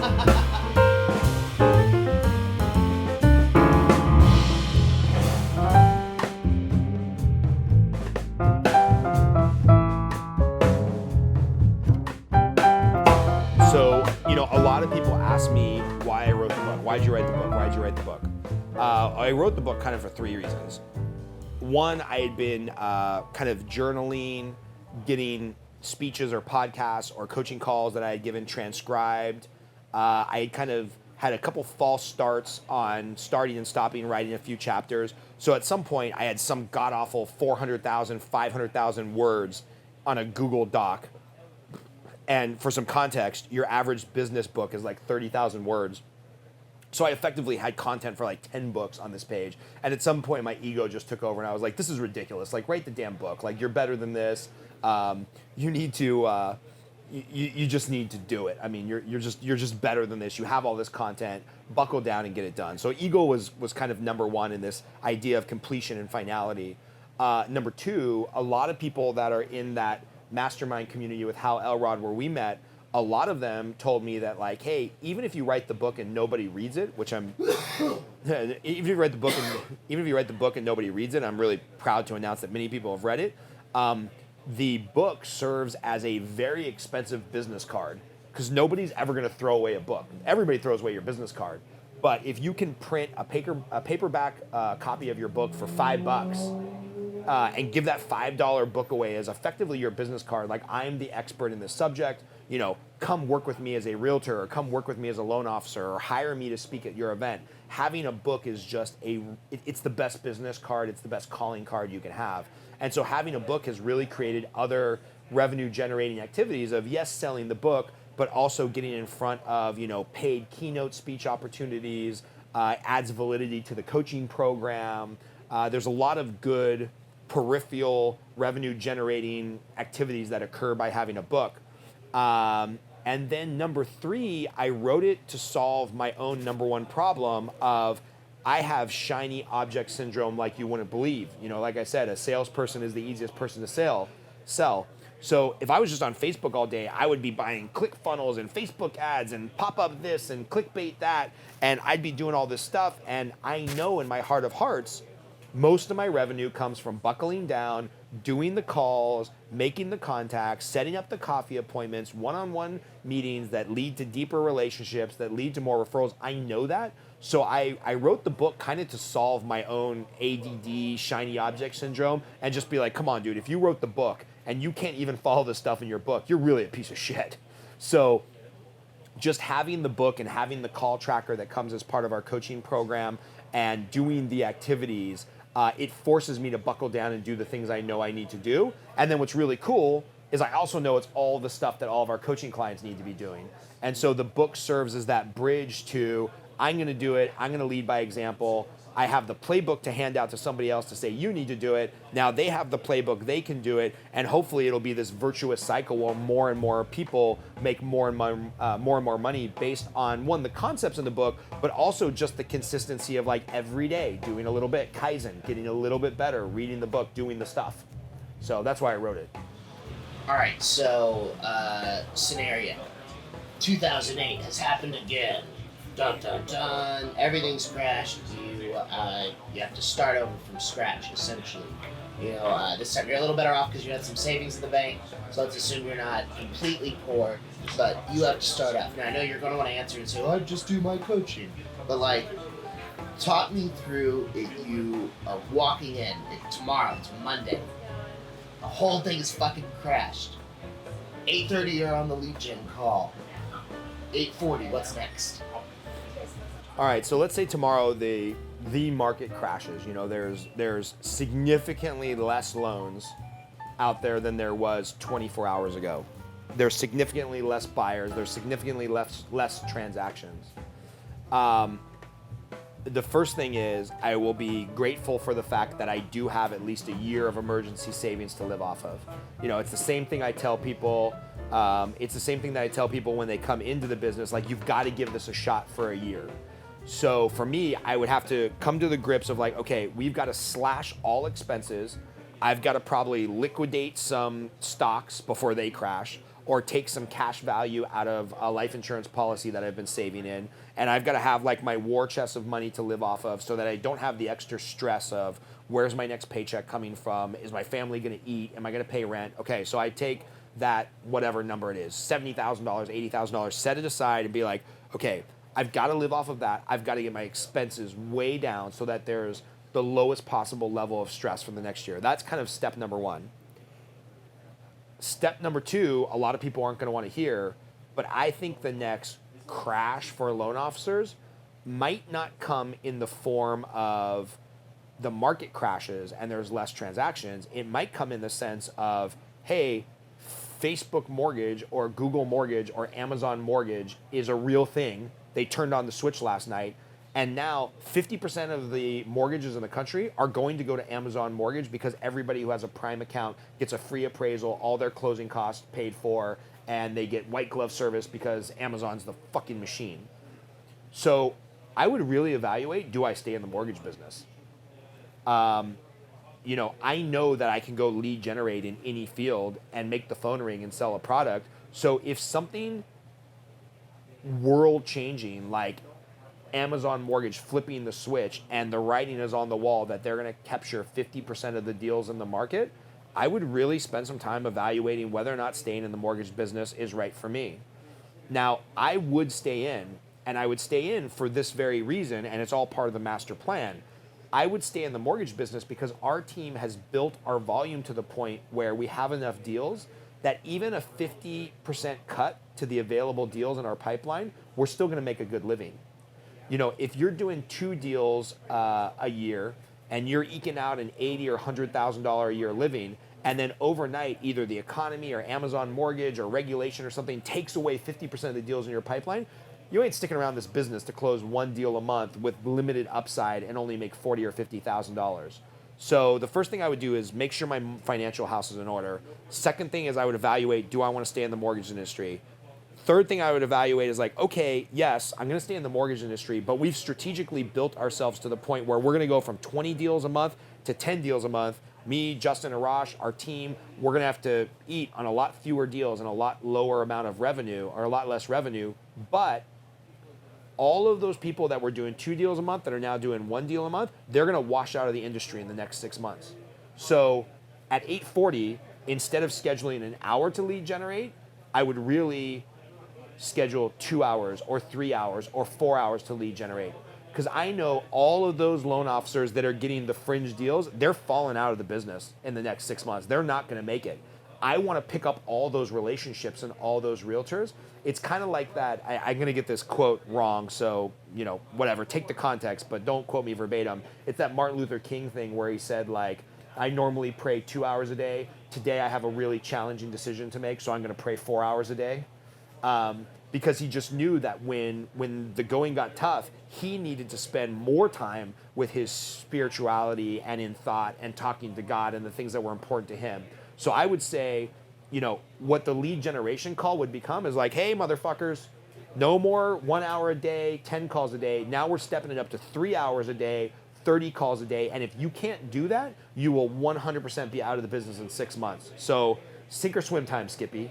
So that's what I would do. I would double down on the efforts. And then kind of the last thing I would do, this kind of goes back to the first thing of getting your financial house in order, is I would look at this new market, this new reality, the economy has crashed or Amazon Mortgage flipped on the switch. And I would say, okay, where am I spending money? Where am I spending time?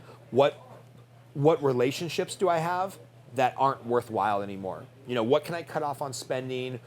What can I cancel out of my schedule?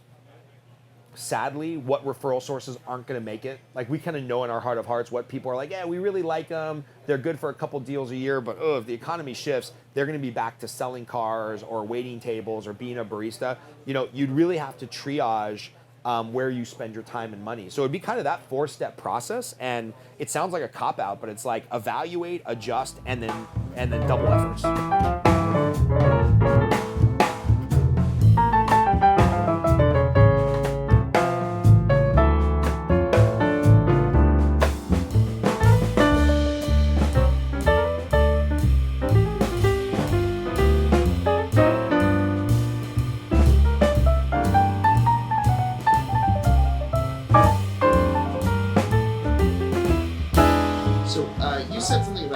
Amazon Mortgage, where do you see the future of the lending world? What's next? Is it AI? Is it Amazon Mortgage? Is it Google? Does China play into this? Is there a trade war? Like, what's the future?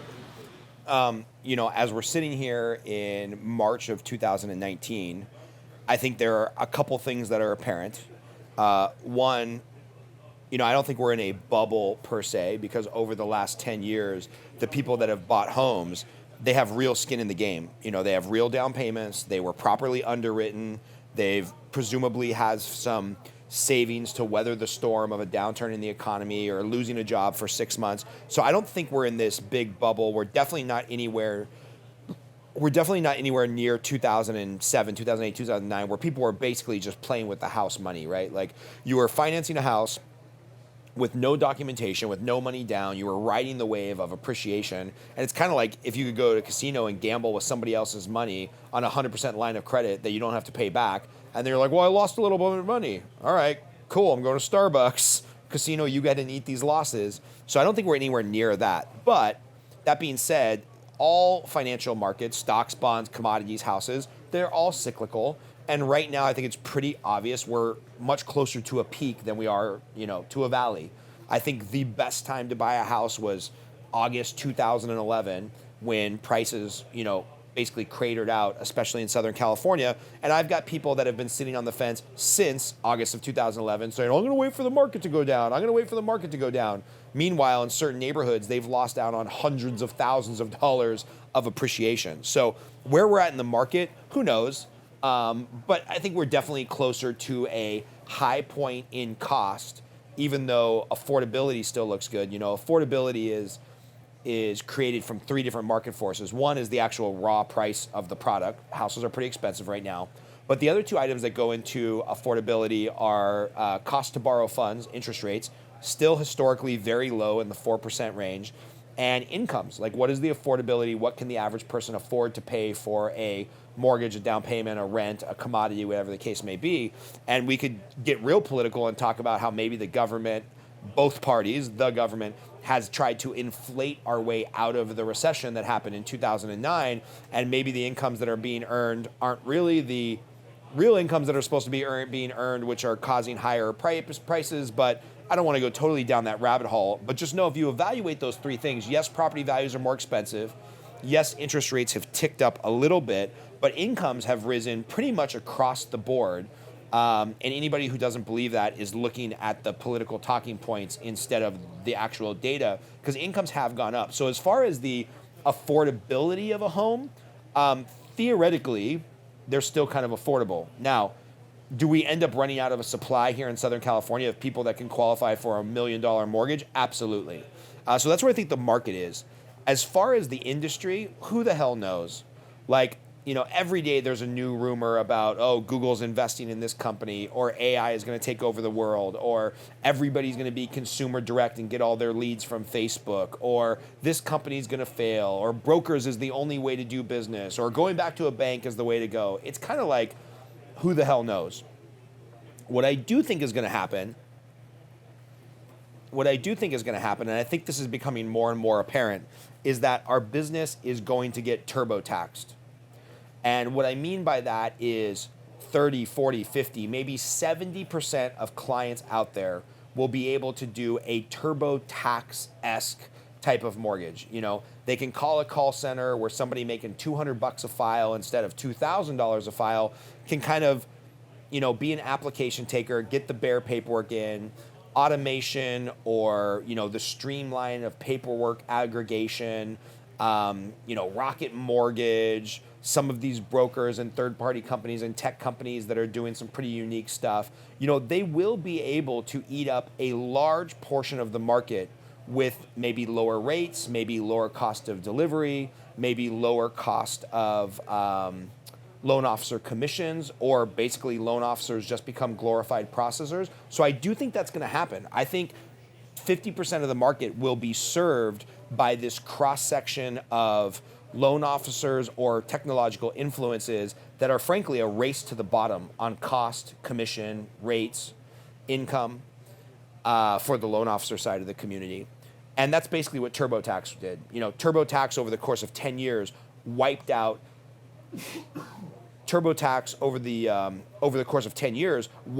half of the revenue that used to go to CPAs, bookkeepers, tax preparers who were kind of picking off that low-lying fruit. Like if you have one W-2 and one pay stub and you take the standard deduction, you shouldn't probably be paying a CPA $1,000 to prepare your taxes. You should probably be paying $9.99 for TurboTax or whatever they charge. I think TurboTax is actually free now, and they charge you $10 to submit your state taxes.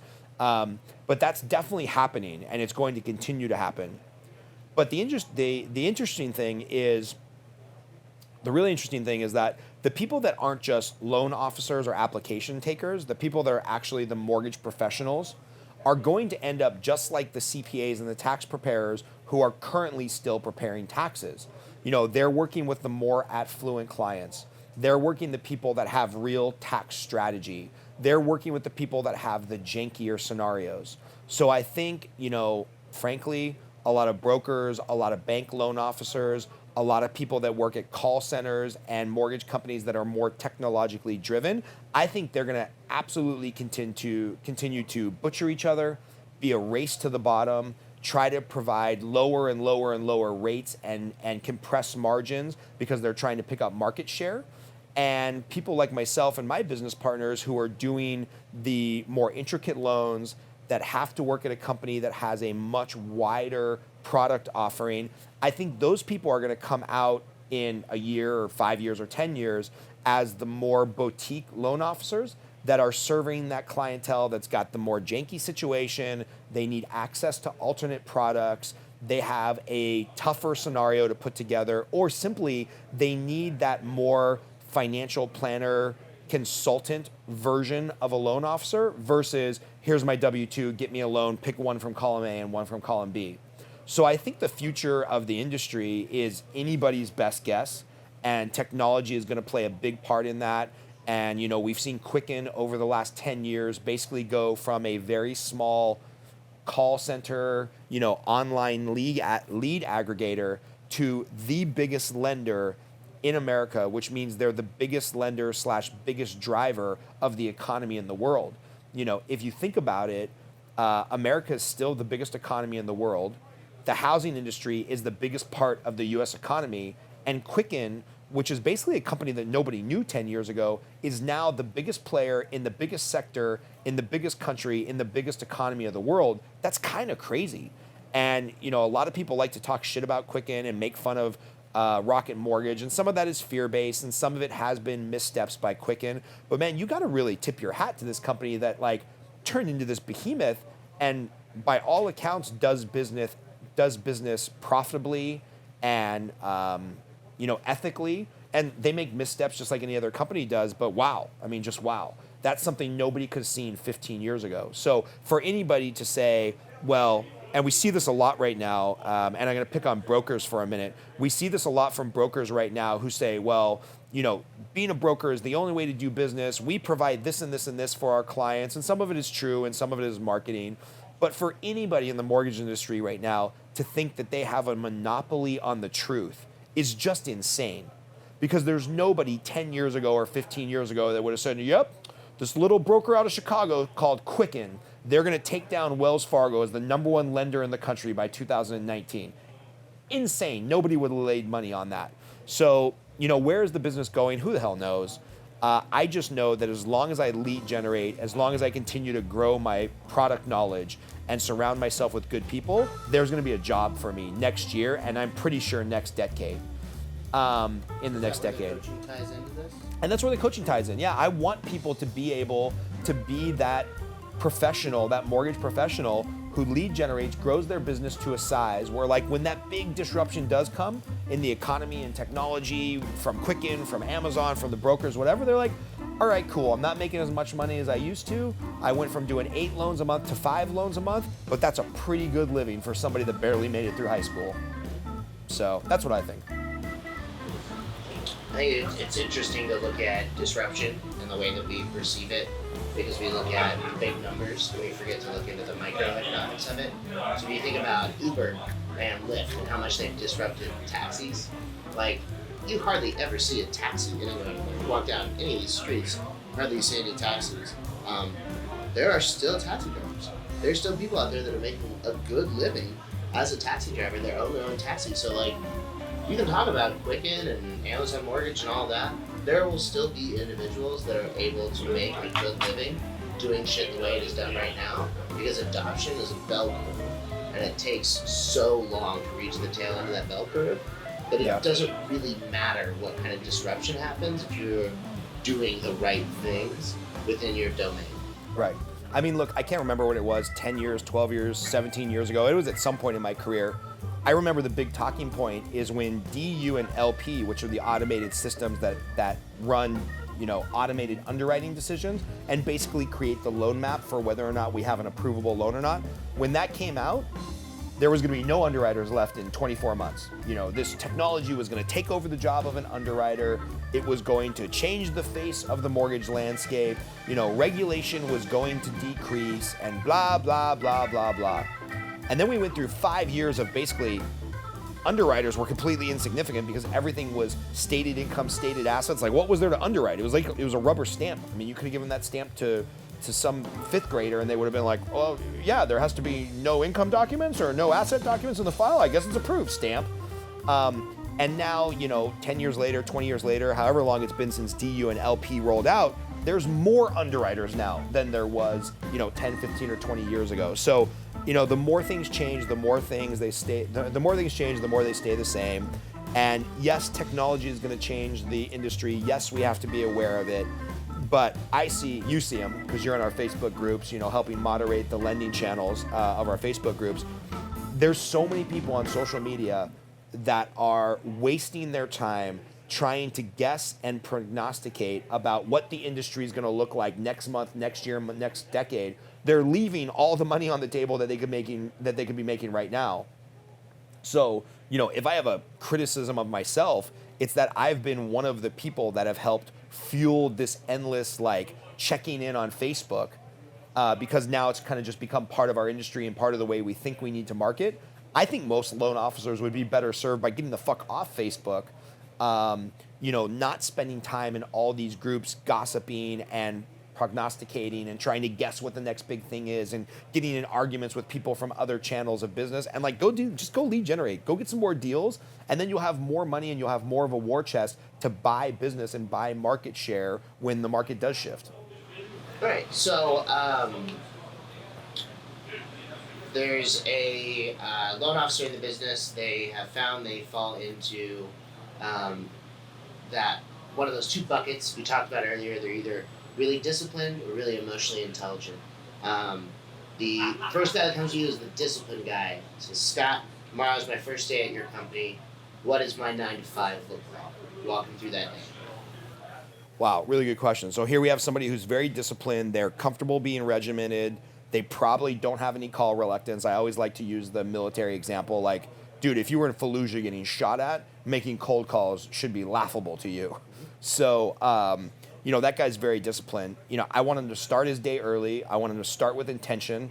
I want him to journal and set up his day on a piece of paper, talking about what he's grateful for, the things that the industry can give him.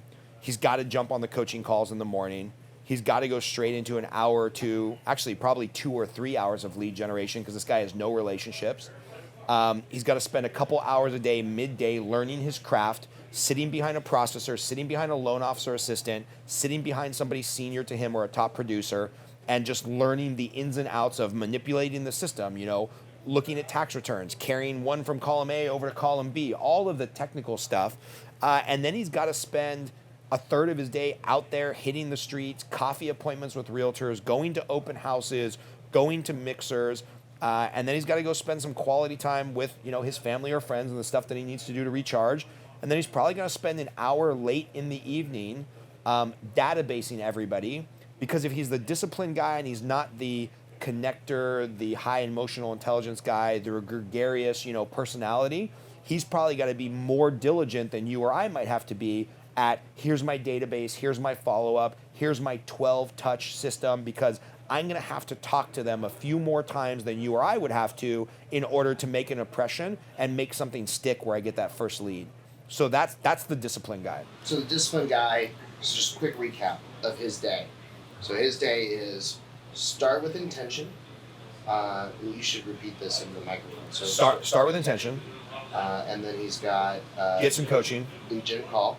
Yeah, lead gen call, get some coaching. And then he's got 3 hours of lead gen. 3 hours of lead generation, phone calls, direct messaging on Instagram, Facebook Messenger, joining groups on Facebook where there's realtors, not lenders, trying to just get in front of as many people who could become referral sources as possible. He goes to coffee. He talks to the barista about her, a friend or family member might want to buy a house one day. Like he's just got to be disciplined and do that. So that's 3 hours. Then he spends 3 hours learning the craft. Yep.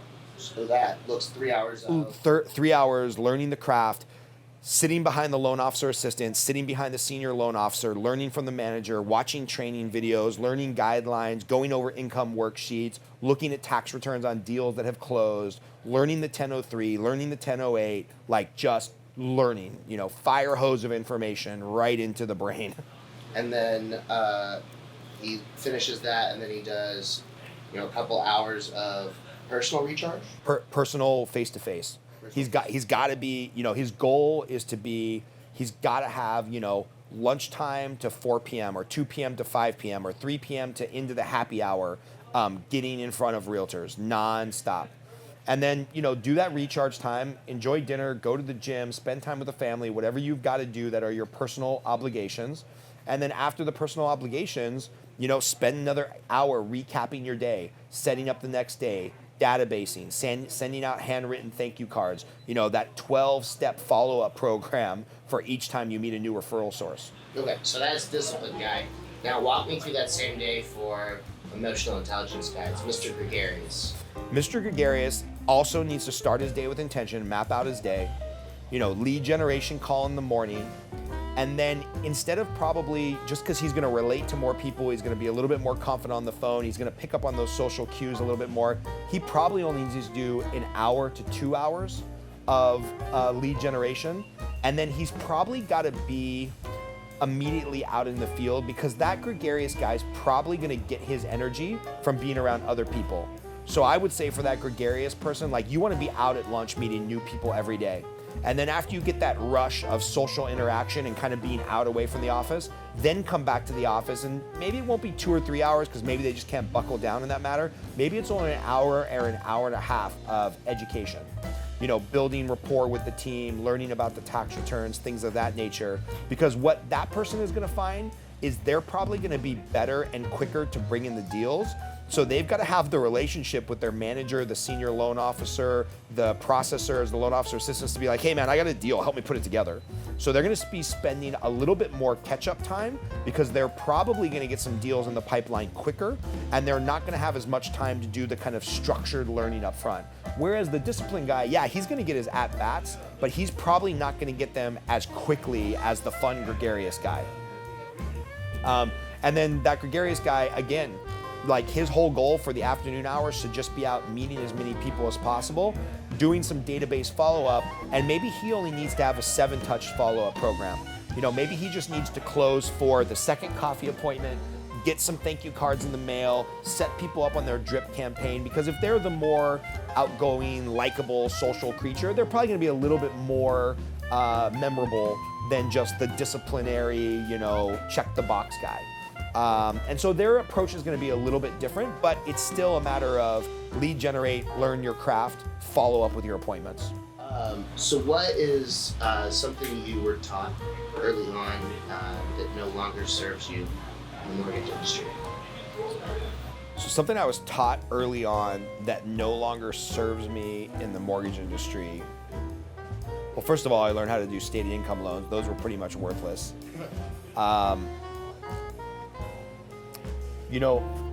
Early on in the mortgage industry,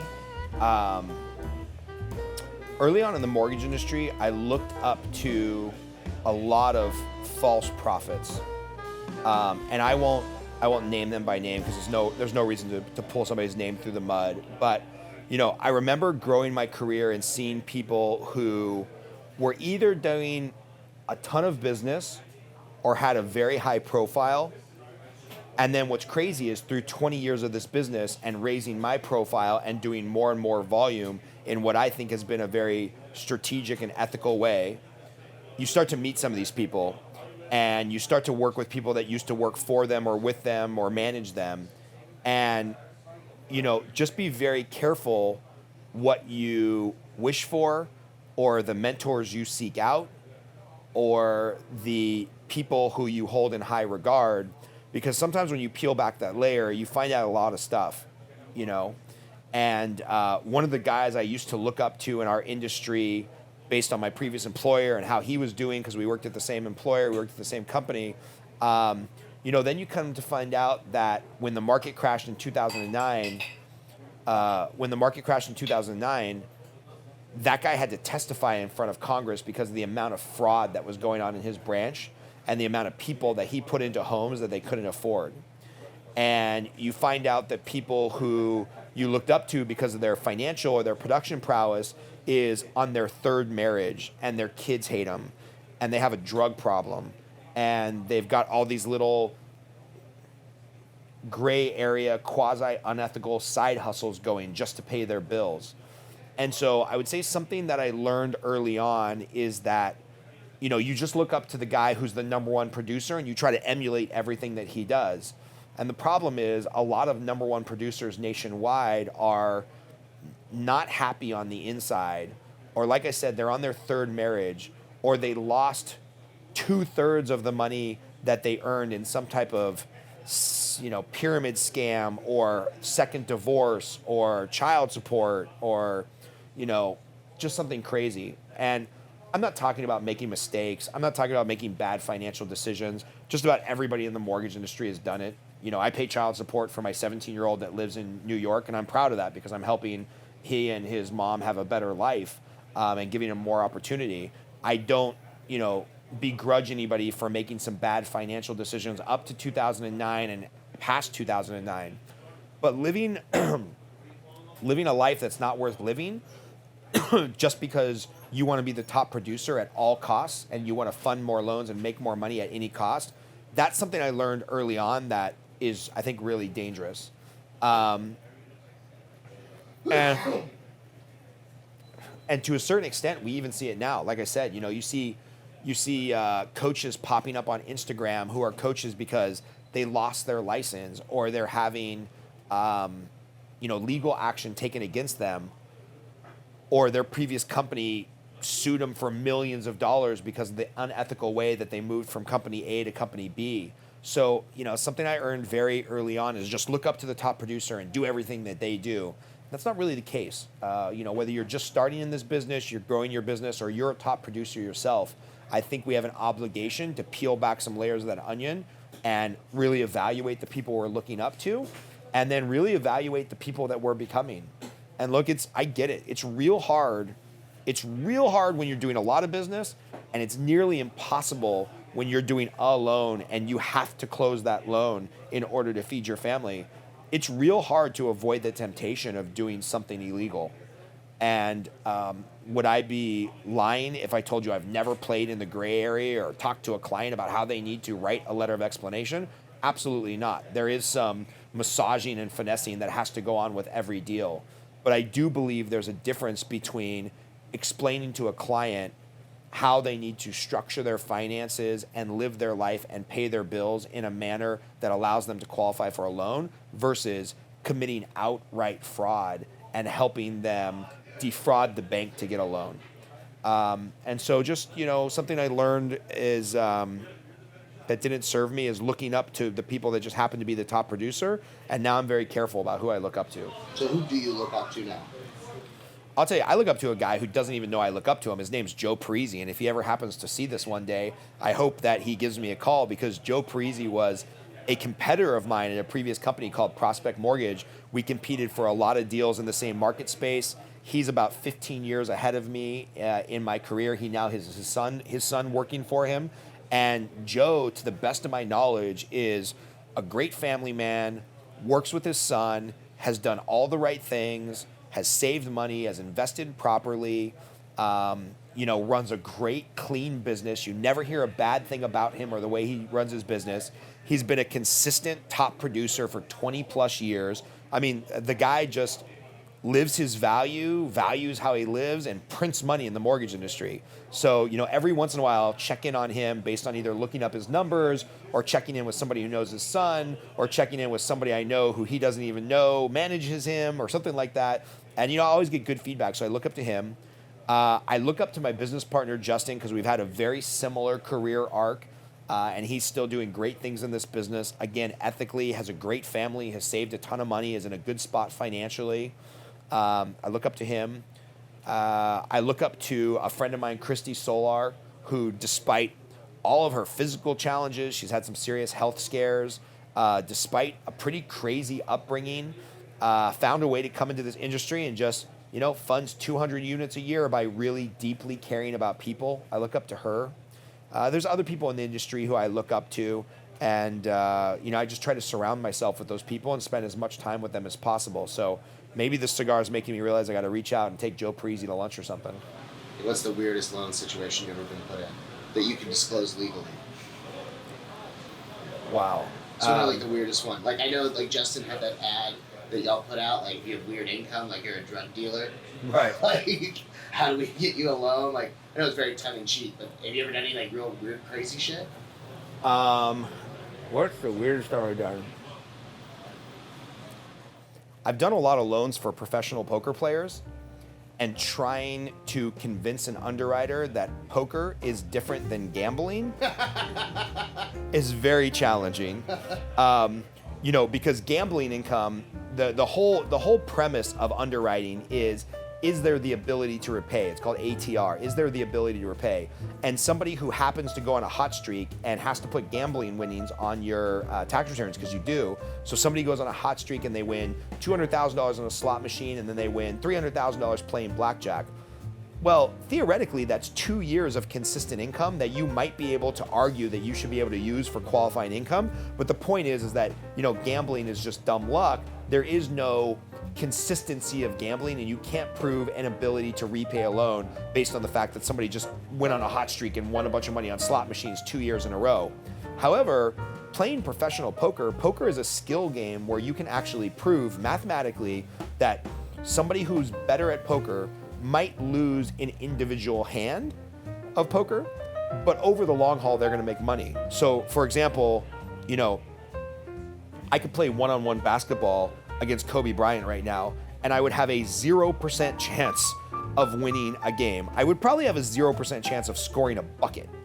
But I could go play a few hands of poker against the best poker player in the world, and I would probably win 30 or 40% of the hands that we play just by dumb luck and the distribution of the cards. However, over a lifetime, that poker is going to grind me into oblivion and take all my money, because he's going to win 55 or 60 or 65 or 70% of the hands over the lifetime of a poker playing career. So trying to explain that to an underwriter and say, no, this guy's legit. I've done a lot of loans for poker players, and that's always fun. The other thing that... I met a couple of professional poker players recently. That are both professional poker players and comedians. And so, like, that's the weirdest life of all time. It's like, so what do you do for a living during the day? I play cards. Well, what do you do at night? I tell jokes. Like, so a lot of them will go and they will gamble at the casinos and then play a show at night. Because one was saying that, like, one of the biggest ways he makes money is loaning rich people at the table with him money. Because they'll come down, they'll sit down, they'll lose, their money right off the bat. Then I'll ask to borrow money. And so he'll loan it, like, yeah, I'll loan you 10 grand. I'm gonna take it right back. You loan me 10 grand, and I got my 10 grand. Like, but the easiest way he's been able to tell people that are never gonna pay him back is if they offer to pay with interest. Because that means they have no interest in paying that back. It's pretty funny.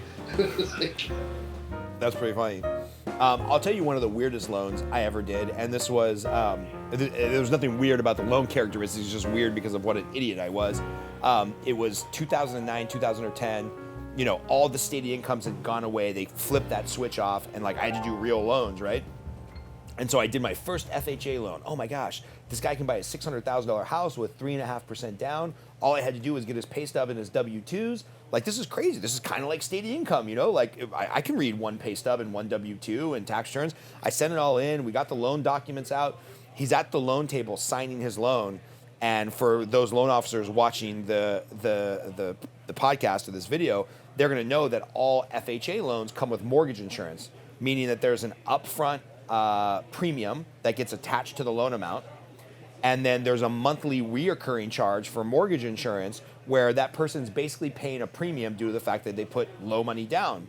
And so I'm all proud. I did my loan. I'm going to close a $500,000 loan. I really needed that $500,000, $600,000 loan to close, however much it was. And he calls me. He's like, Scott, what's this mortgage insurance thing we never talked about? Like, you said just to trust you and sign all the preliminary paperwork. I I didn't really know what this mortgage insurance thing was. And like at that moment in time, I realized like, well, I don't know what the fuck mortgage insurance is either.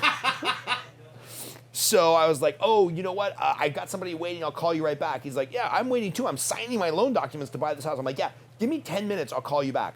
And I'll never forget, immediately rushing to Google, FHA mortgage insurance. Luckily, it linked me to an article that linked me to a Wells Fargo like explanation infograph video. It was probably on YouTube in the early days of YouTube. And I watched like a 7-minute video on mortgage insurance. And I was like, oh my God, this guy's having like $10,000 added to his loan amount in FHA mortgage insurance premiums. And he's going to pay, I don't know what it is, $340 extra a month for mortgage insurance because he put low money down. So I've got to call him back, and I've got to instill confidence. One, because I really need the money to close that deal. And two, because I happen to know the characteristics of the house, where it was, and I knew he was getting a smoking deal on the house. And this was a smoking deal on the house in like 2000 and whatever it was, 2010, 2011, when property values were just starting to rebound. I'm like, I've got to convince this guy that this is the right thing for him to do. I need to make my money. I need to not look like an idiot. So I took my 7-minute crash course on mortgage insurance that I watched on the Wells Fargo website or whatever. I called him back. I came up with some song and dance about like, oh yeah, you know, I'm pretty sure we talked about that. It was in your initial disclosures. No problem. It's just a premium that you pay because of the right to have an FHA loan. You know, FHA, the government, they're pretty much the only one lending money right now because all the other lenders went bankrupt. I worked at one, WAMU, ha ha ha ha ha. He was like, yeah, I used to bank at WAMU. You know, turned the conversation very friendly, instilled confidence, got him to sign his loan documents, made the commission. And I think that was the first deal that I closed with this guy, Matt, who ended up becoming a referral source for years before he moved to San Francisco and went into a different industry. And like I closed that deal and I was like, holy shit, I don't even know what I don't know. Like I've been doing this for 11 years and I don't know what I don't know. I've got so much to learn. I think I stayed up all night that night watching YouTube videos and videos on the Wells Fargo home buyer portal and like anything I can get my hands on. And so that was just a crazy scenario because I had no clue what I was doing. And here I am today in 2009 making fun of people when I'm like, these guys don't know what they're doing and they're dealing with the biggest financial decision a client is ever going to make. And I'm like, well, I did the same thing. Yeah.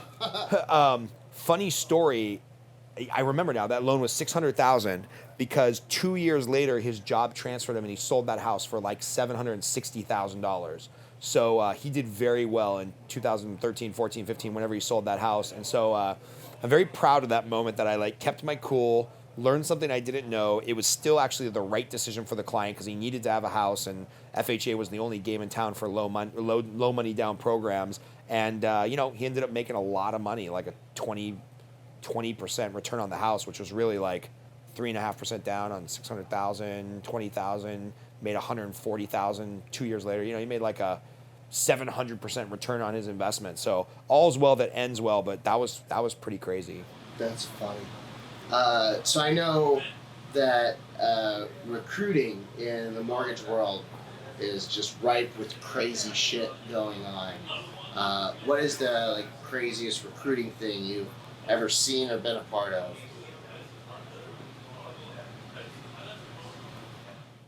Well, I've had a fair amount of people say that they're going to come work for us and then just never show up. I always say, nobody is working with us until they're there, they've signed onto their computer, they've submitted their first loan, and their first loan closes. So we've even got some guys right now that have started. I'm like, well, until they close the first loan, I'm not really counting on them being team members. Because the industry is pretty crazy. Changing companies is very scary. When people do decide to change companies, they get recruited by everybody under the sun. And frankly, I just refuse to lie to people.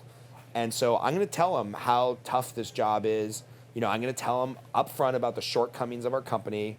I'm going to tell them what myself and my business partner, Justin, do well as leaders and what we don't do well as leaders. And a lot of times we lose out on recruits simply because, we're telling people the truth. And a lot of times we have people leave us, from working with us to go work for other people because they get told what they want to hear and we tell them the truth. So that's kind of crazy to me, like how many people end up somewhere that's probably not their best fit just because they heard what they wanted to hear. So that's nuts. And then, with recruiting, I'm always shocked how many new companies are coming into the market. I get recruiting calls all the time, and I'm just like, what is the name of your company? What are you guys doing? What is your value proposition? And they all just lead with, money and how big our payout is and how low the rates are. And I'm like, okay, well, let's talk about the other stuff. It's funny to me. It's funny to me and infuriating and drives me batshit crazy and makes me laugh that loan officers will turn around to a realtor or a client with a straight face and say, I am more valuable than just the rock bottom interest rate. I am more valuable as a financial professional, other than like, you're gonna get the absolute lowest rate, and the rate that they quoted you over there is 1/8% lower, and you're gonna save $30 a month. And they will look at realtors and clients with a straight face and say these things because I do think they believe it and it's true. But then when it comes to the recruiting, they'll turn around, they'll be like, wait a minute, this company will pay me 120 bips instead of 110 bips.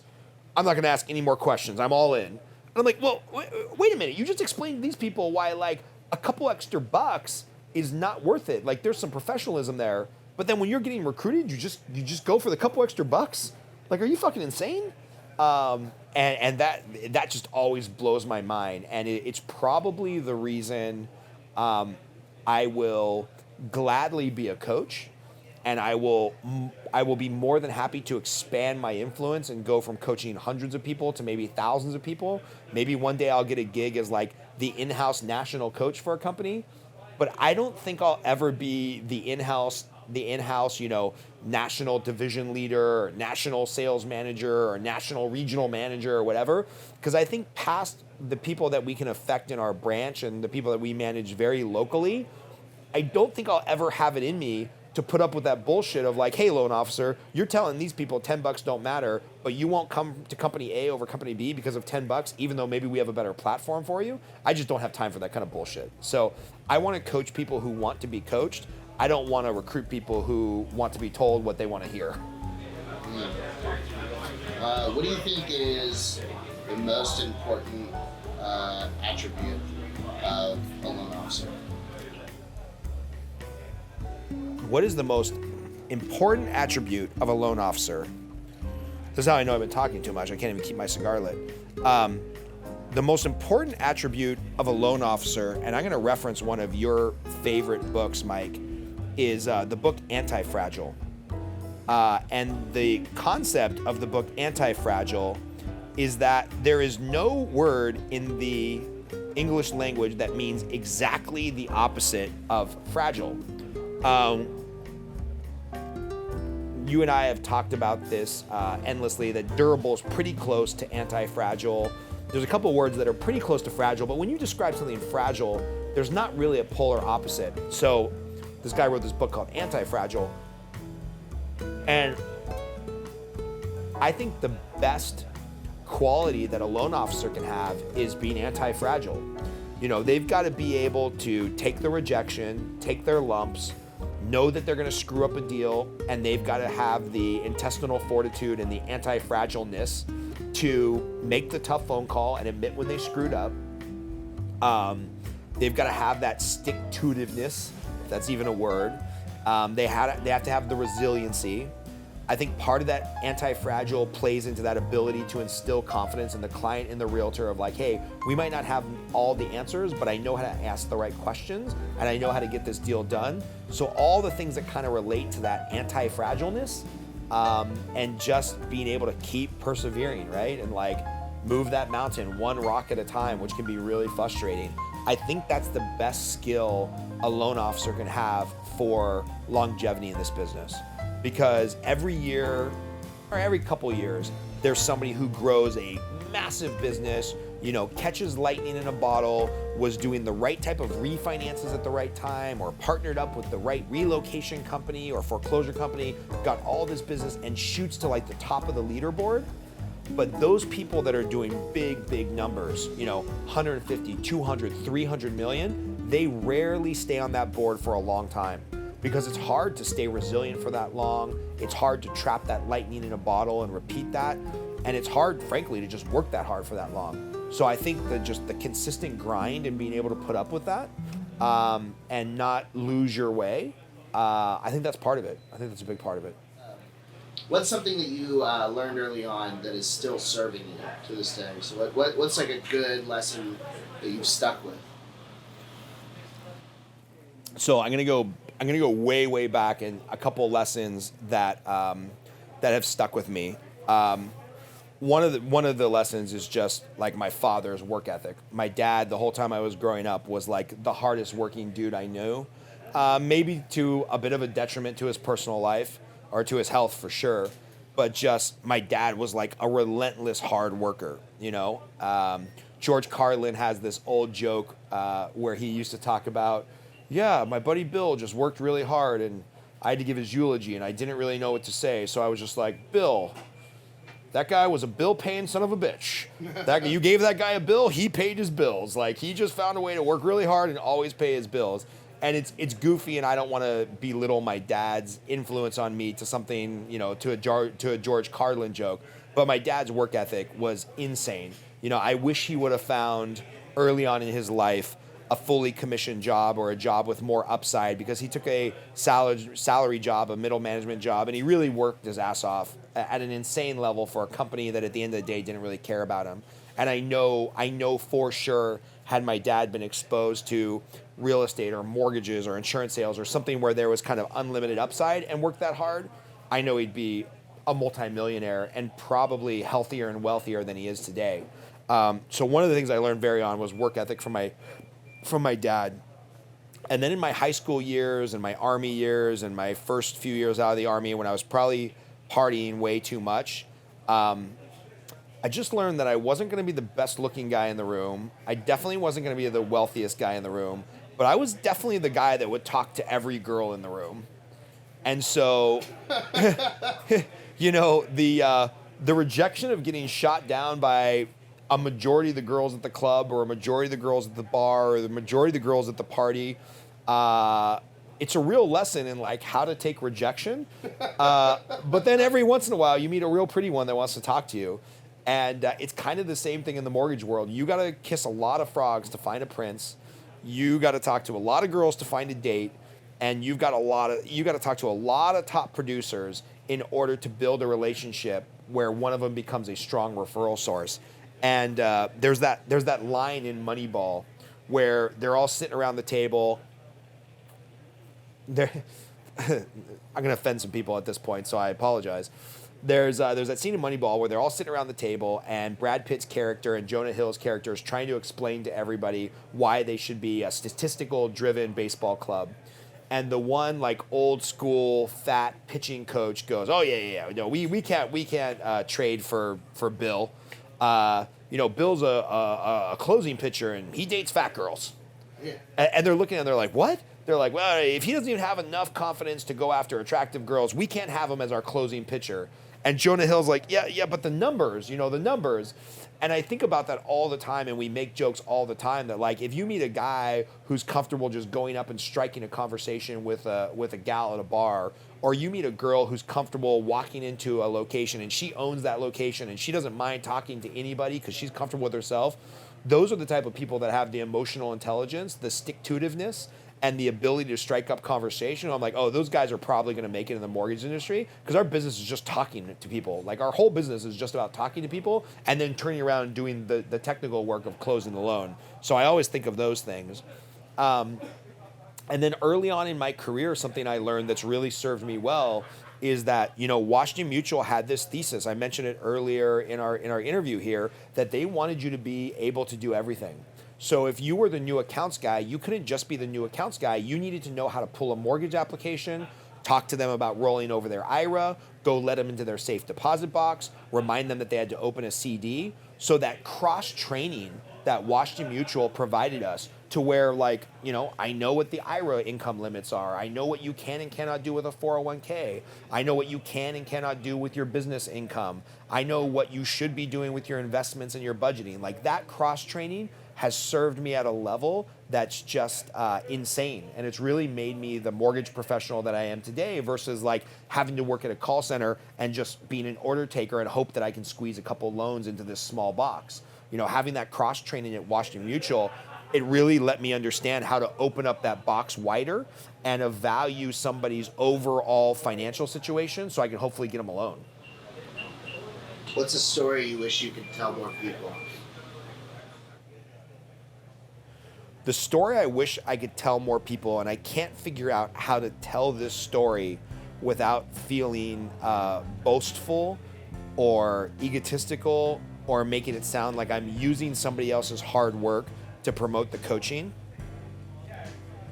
But I'll tell that story anyway, is I know a couple dozen people who have been through our coaching program who have truly changed their life for the better. And I don't even like using their names here because to me it just feels disingenuous. You know, I'll use the Stanford MBA program, and then I'll make fun of one of our competitors, and then I'll close with the story I wish I could tell. You know, to get into the Stanford MBA program or the Harvard MBA program, you more or less already have to have amazing grades, amazing life experience, probably have some money if you went to those schools, or be really well connected, or be just like that 1 in a million who came from poverty, made your way through a major university with perfect grades, got a great job, and then applied for, you know, Harvard or Stanford MBA program. And what these MBA programs do is they cherry pick the best of the best of the best. They charge people $100,000 for some additional education, where they put them in the room with other people who are already going to be highly successful, highly connected, high income earners. And then they get out of that MBA program and they go do great things. And Stanford and Harvard and all these other big MBA programs hold them up and say, see, they went through our MBA program, they're really successful. And it's like, those people were already going to be very successful, you know? It's like you cherry-picked Olympic athletes and then say, look how strong we made these people. It's like, no, they were already strong. Like, maybe you got them from a bronze medal to a gold medal, and there's a lot of value in that, but that person was already going to win a gold medal, that person was already going to win a bronze medal. Like, that person was already world-class, the third best in the entire world at this thing. And yeah, if you got them from bronze to gold, that's an amazing skill set, and that's coaching worth paying for, and that's an MBA program worth paying for. But let's not pretend that you took Mike Eaton or Scott Groves, took us off the couch, and turned us into a, you know, bronze medalist in the 500-meter dash. Like, that's just not what they did. And so one of my complaints about about one of our biggest competitors, or they probably don't even look at me as a competitor because we're so small, but the big coaching program in the mortgage space, you know, they do this same thing. They pool thousands of loan officers into a $300 a month program. Those people filter out, you know, the failures. And then the people that make it in the $300 program, who were probably already going to be successful anyway, they start charging them $1,000, and then they start charging them $2,500 a month. And I think now they're up to like $3,000 a month to private coach with this group. And they say, look, these people pay $3,000 a month. They're successful because of us. It's like, well, no, they were probably already going to be successful anyway. And the reality is you got to filter out all the losers in your $300 stage or your $1,000 stage or whatever before you even got them to the stage where they're top producers. So it's like you're really cherry picking the best of the best of the best that you have hand selected to give you money to then hold them up and say, look, we trained the best and they became the best because of us. It's like, well, I don't really agree with that thesis. And so the story that I would like to tell, but I haven't figured out how to craft this story without outing certain people or disclosing personal information about certain people or just sounding overly boastful or, you know, like I'm just trying to come up with a marketing pitch. But the story I'd like to tell is that we have interacted and we have coached and we have provided a plethora of information and some accountability to people that were doing 1 or 2 or 3 or 4 loans a month, and we've gotten them to 5 or 6 or 7 or 10 loans a month. And that biggest incremental life change happens when you can go from making $50,000 or $60,000 a year to $250,000 a year. the way that our industry is set up, the way tax policy in America is set up, the way that kind of living expenses and kind of this raising expectation of lifestyle works in America, the incremental difference between going from 250,000 to 350,000, or even people I know that have gone from $500,000 to $1 million a year in income, they haven't seen their lifestyle or their value or their net worth increase all that much. Yeah, it's gone up. I don't want people to start posting, all the cherry picking, all the anecdotal stories where people have just crushed it in life. But the place where I really know we have value and where we are actually changing people's lives are those ones that are going from $50,000 to $100,000 a year to $250,000 a year. And that's the story I want to tell, is that I'm really focused on those people, and our coaching program really helps those people actually change their lives. And so, I kind of like that Gary Vee thing of like, I'll probably gauge my success by how many people show up to my funeral. I'll probably gauge my success by how many people at some point in the future come out of the woodwork and be like, hey man, it was my hard work. This is the person talking. It was my hard work. It was my commitment to making the calls. It was, my anti-fragileness and stick-to-itiveness that made these things happen. But hey, Scott, thanks for the information that you gave us. Thanks for the ideas that you gave me. Thanks for the accountability you gave me, because it really did help change my life and put me on this trajectory for success. That's probably the story I would like to tell more.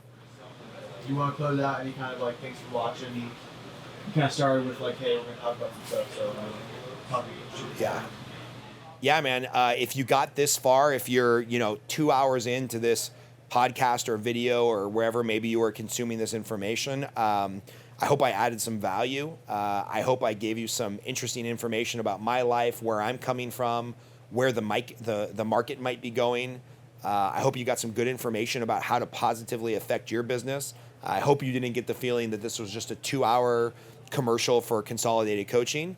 But that being said, like all good salespeople, we need to end the call with the call to action. So if you're looking to, better yourself, better your business, find a way to commit to lead generation because you think that's going to be the catalyst for all of these other business changes and personal development and business development, then, buy a copy of my book, shoot me an email at Scott@Consolidated Coaching, or sign up for our monthly coaching. By this time this comes out, it might still be $89 a month. Maybe it'll be $129 a month. But I promise that any dollar you spend with us will be returned to you in spades.